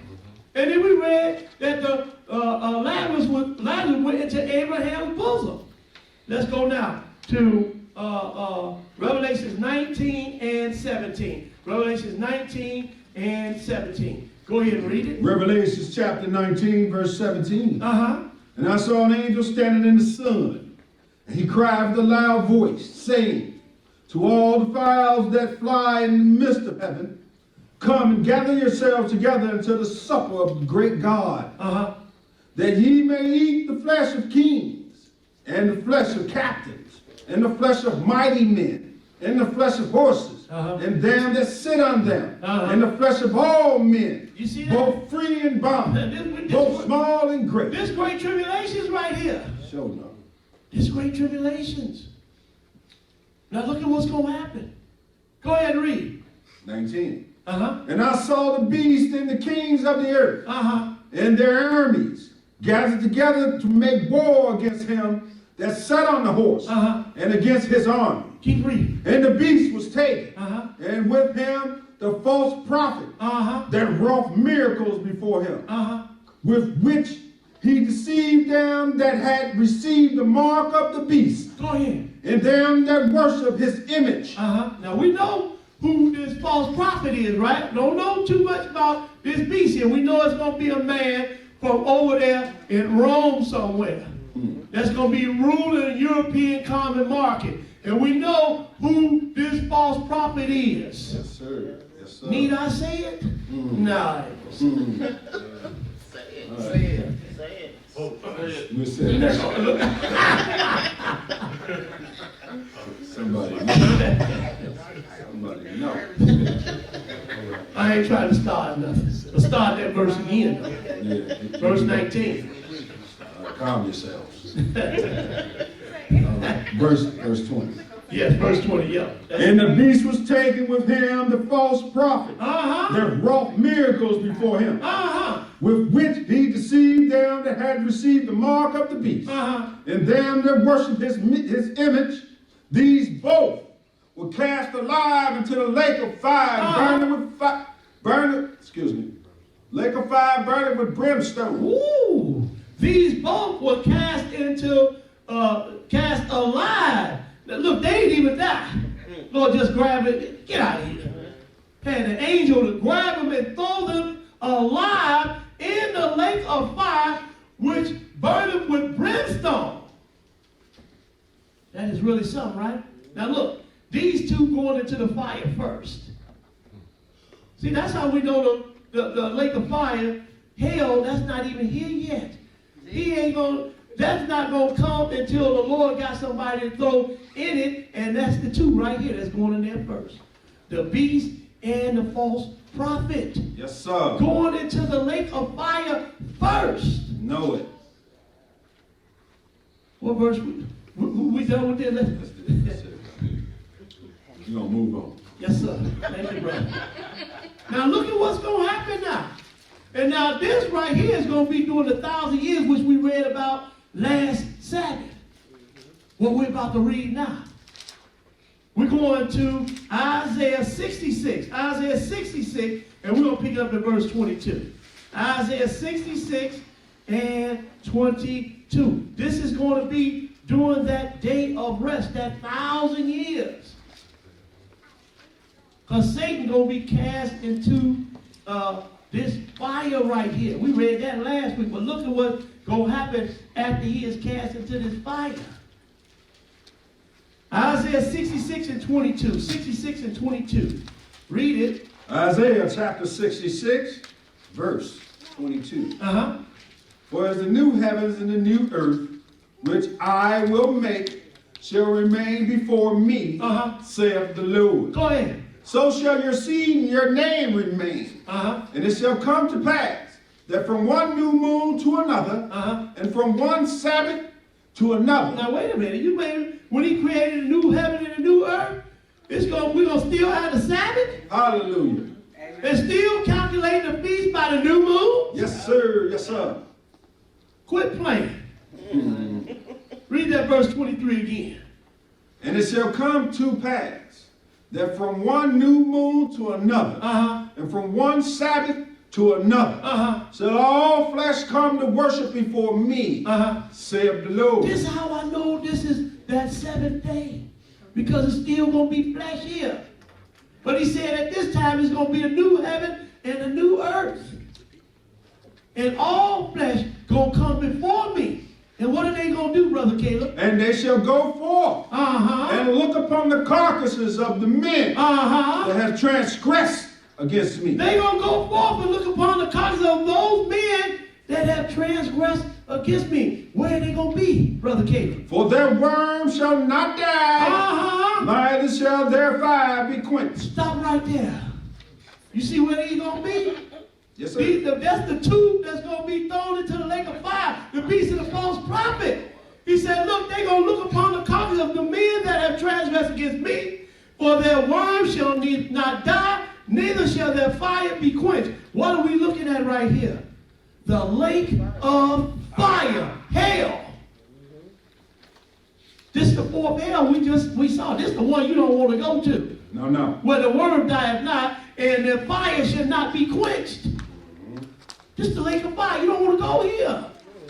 But you see who going in first? The beast and the false prophet. And then you got men that's going to be able to see them. Just like Abraham saw the rich man in that fire being tormented. So where was Abraham at, though? Where was he at? If this is the if they're in the lake of fire, then where's Abraham at? He is in the kingdom. Where else would he be besides the kingdom? So where's Abraham's bosom at then? In the kingdom. Not in no compartment down in Sheol or Hades or whatever. And one compartment is darkness and torment. On the other side is spring and light and spring water. It's simple, bro. Does everybody understand? Amen. So Lazarus was in, the rich man was in hell being tormented in fire, and Abraham and Lazarus were in the kingdom. And now, just like we saw Abraham talking to the rich man, we see these people going to look at these people right here in the lake of fire, where the worm dieth not, neither shall their fire be quenched. And they shall be abhorring unto all flesh. They're going to be abhorrent to all flesh. Now, if you can't get yourself together after seeing this, you are a sad individual. You asking to go to the lake of fire. You are asking to go to the lake of fire. Let's go to Luke the 13th chapter. Luke 13. Look at that. Open up my book right to it.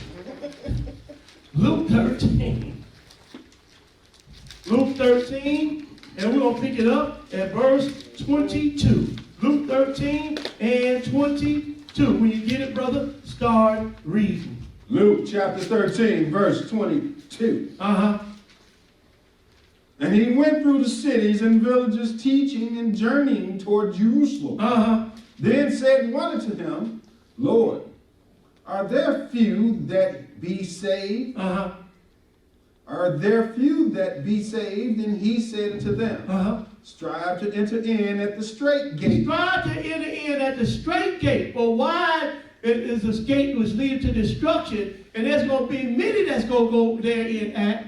Narrow and straight is the gate which leads to life, and there's going to be few that's going to find it. So he says, strive to enter at the straight gate. Go ahead. For many, I say unto you, will seek to enter in, Uh-huh. and shall not be They able. shall not be able. Go ahead and read. When once the master of the house is risen up, and have shut to the door, Uh-huh. and ye begin to stand without, Uh-huh. and to knock at the door, Go ahead. saying, Lord, Lord, open up unto us. I can imagine that's what the people were doing during the times of Noah, knocking at the door. Let us in. But it was too late because the Lord had shut that door. Yeah, man. So it's going to be too late for these people right here. Go ahead and read. Yeah. It says, saying, Lord, Lord, open up unto us. Uh-huh. And he shall answer and say unto you, I know you not, Ooh. whence ye are. Man, that is a hard saying there.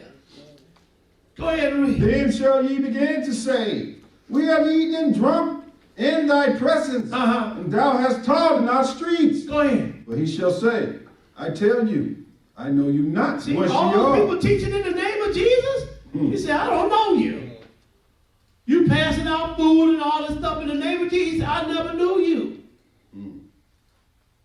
Go ahead and read. Depart from me, all ye workers of iniquity. Get out my face. Because you guys walking around talking about you don't have to keep my law no more. Those are the workers of iniquity. He's not talking to the Muslims and the Buddhists and all that. Who is he talking to?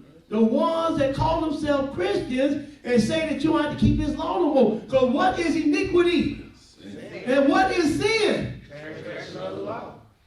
Keep reading, brother. Verse 28. There shall be weeping and gnashing of teeth. Uh-oh. He getting serious with him now. He said there's going to be weeping and gnashing of teeth. And where is it going to be weeping and gnashing of teeth? Where the worm dieth not and the fire shall not be quenched.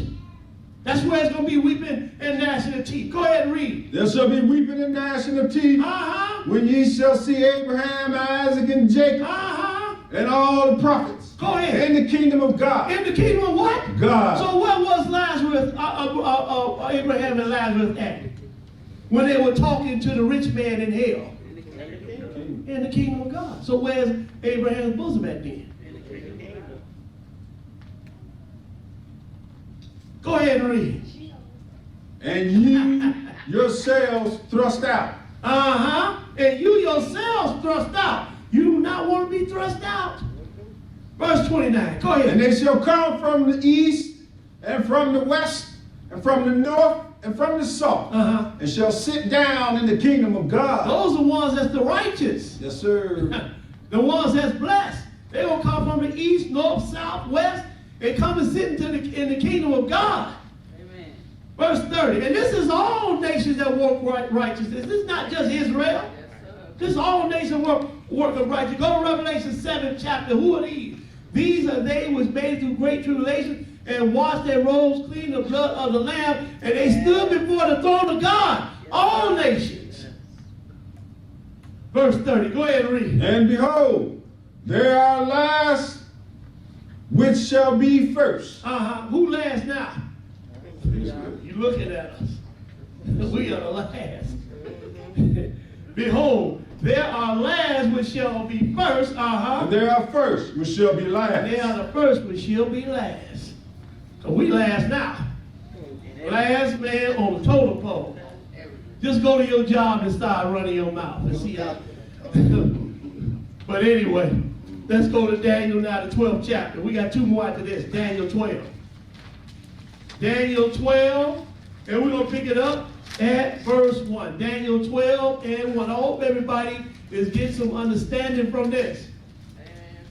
Because you do not want to go to this hell. No. You don't want to go here.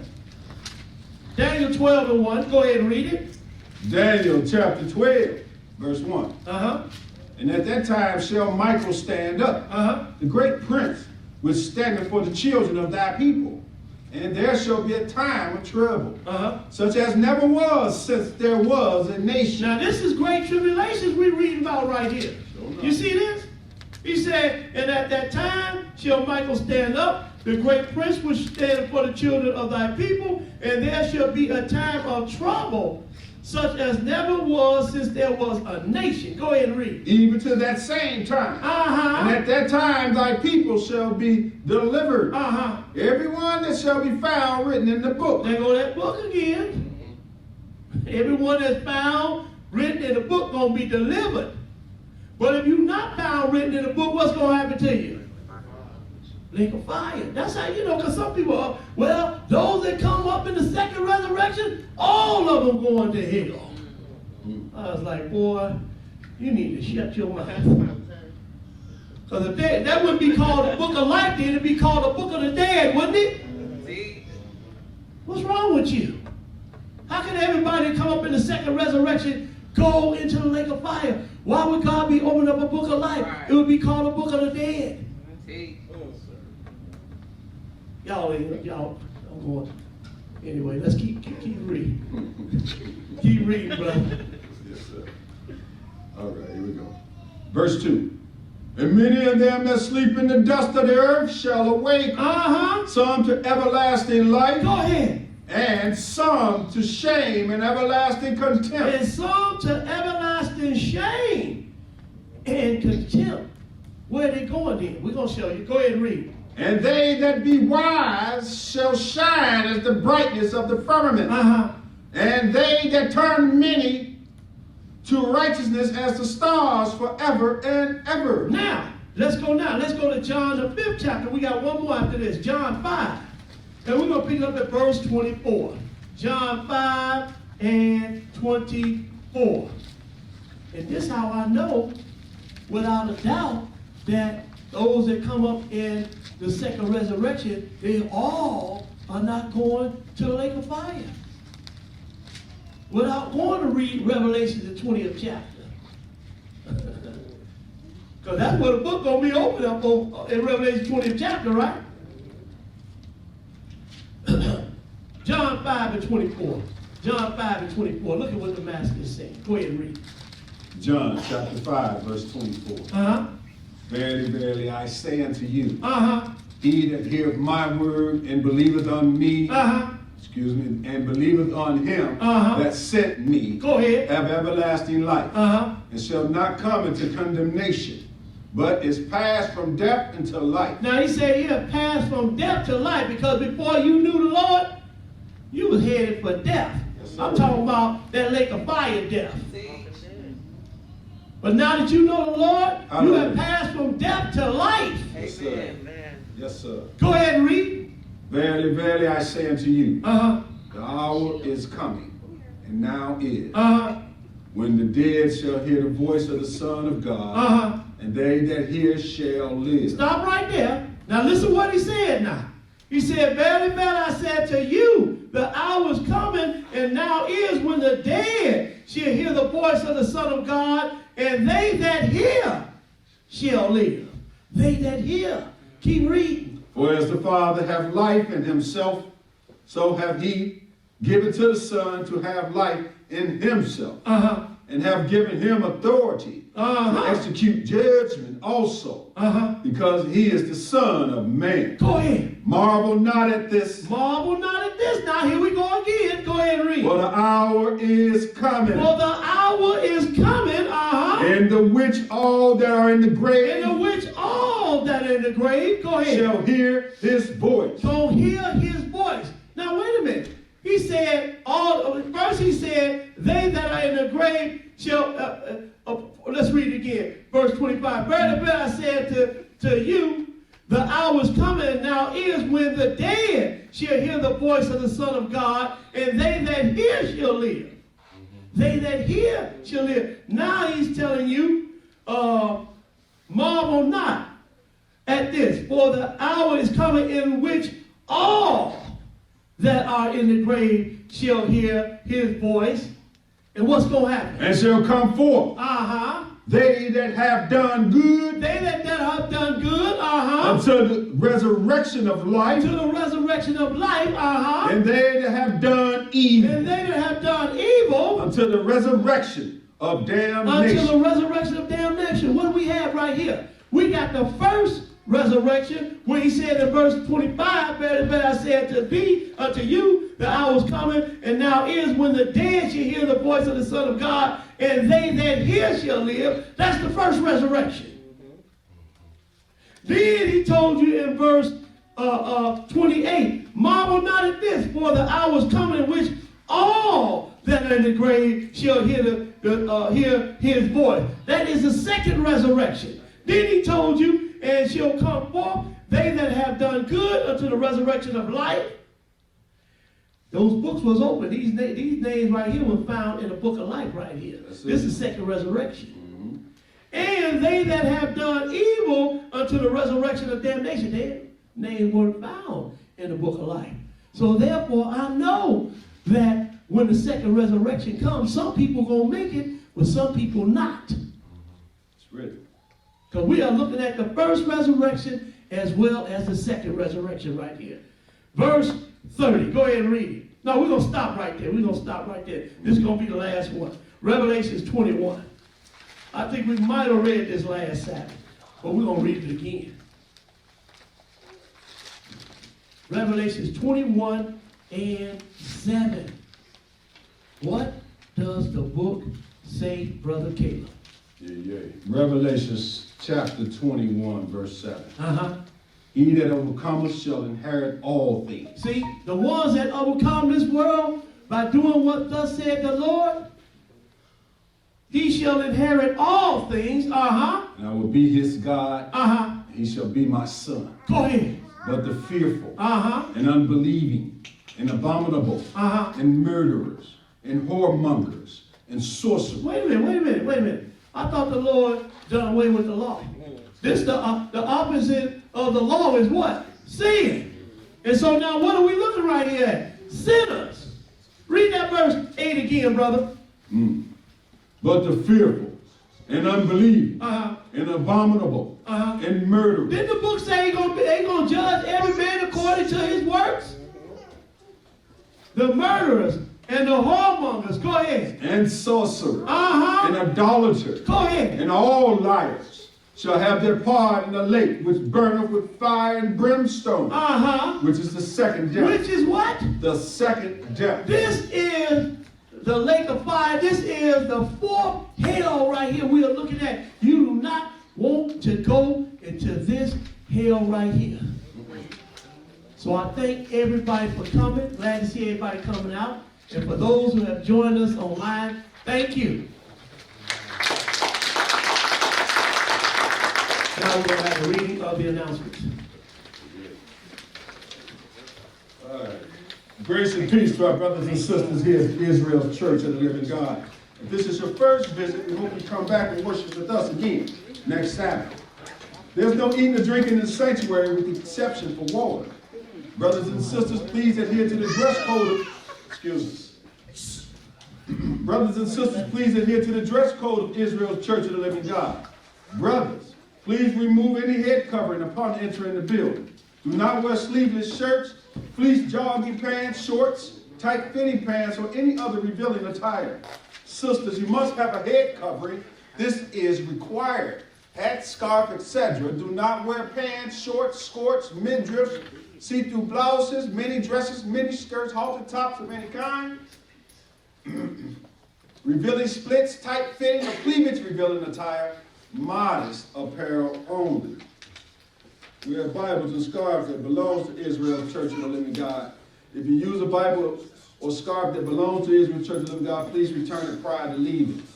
If you live in the Lake County, Illinois area, please watch our television program, The Word for Life, every Wednesday at 6:30 p.m., Comcast Channel 17.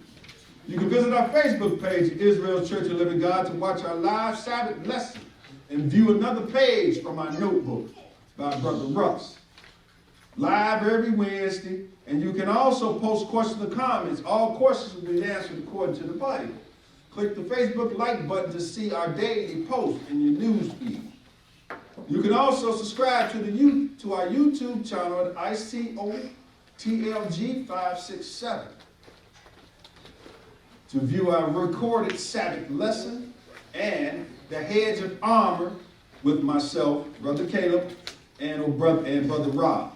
In an effort to expand the church ministry, we have established a building fund. You can make secure donations, or payments online using our PayPal account at Israel's Church, Israel's with an S, church.org, or you can send your donation to the attention of ICO TLG at P.O. Box 8933, Waukegan, Illinois 60079.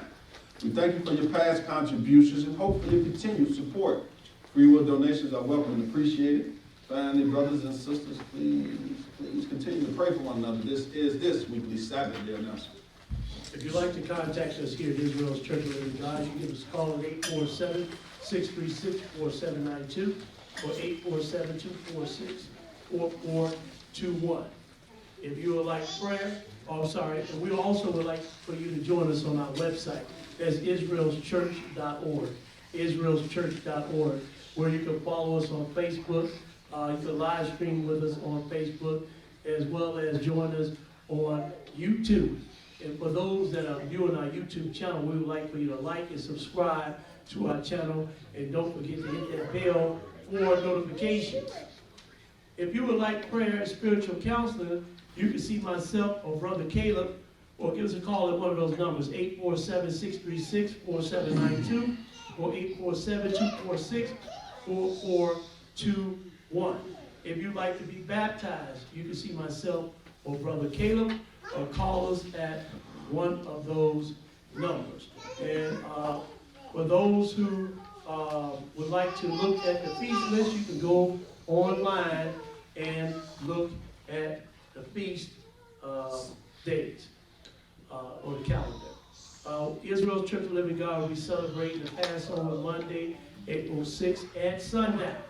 So now we are into daylight savings time now, and it gets dark at around 7 o'clock or 7 something, so we want everybody to be here at least by 7, okay? And so that's April the 6th at Monday, April the 6th at sundown. For the Feast of Unleavened Bread, we will be here Tuesday, April the 7th at sundown. And we'll be celebrating the Feast of Unleavened Bread. By this time, you should have all the leavening out of your house, and you should start eating unleavened bread. And we will be eating unleavened bread for 7 days. The 7th day of the Feast of Unleavened Bread will be Monday, April the 13th at sundown. That's what we'll be doing. So those days we will be feasting. So, but most assuredly by April the 7th, you should have all the leavening out of your house. And we will start eating unleavened bread for 7 days. Okay? Yep. That's it. We got any more announcements? Yeah, go ahead. Parents, we've been told that the children has been stopping up toilets. Hopefully it's the children. We can't have that here. So please be mindful of that. You got a child, that maybe a little mischievous, follow up behind them, make sure that the toilets are flush. We are pretty much leasing this facility. So, and of course, when we get our own, we certainly can't have that. All right? And continue to pray for one another. Okay, and another thing I want to say too concerning that. We understand that children are going to run and they're going to play and all that. But we want to keep it to a minimum. And we don't want kids, or we don't want nobody leaving trash around anywhere. So if kids going to mess up, if they don't clean up, then we expect for the parents to clean up after them. Okay? Well, hopefully though, that you train your children, when you mess up, clean up. And that's how my mama done me. Done us. You mess up, you clean up. And don't try to go to sleep without washing them dishes. Okay. But anyway, So, That's not to mention that we got other businesses in this building. Right. They may not be here today, but certain times, especially during the feast days, Yes. we're gonna likely have other establishments, other businesses operating on the particular days.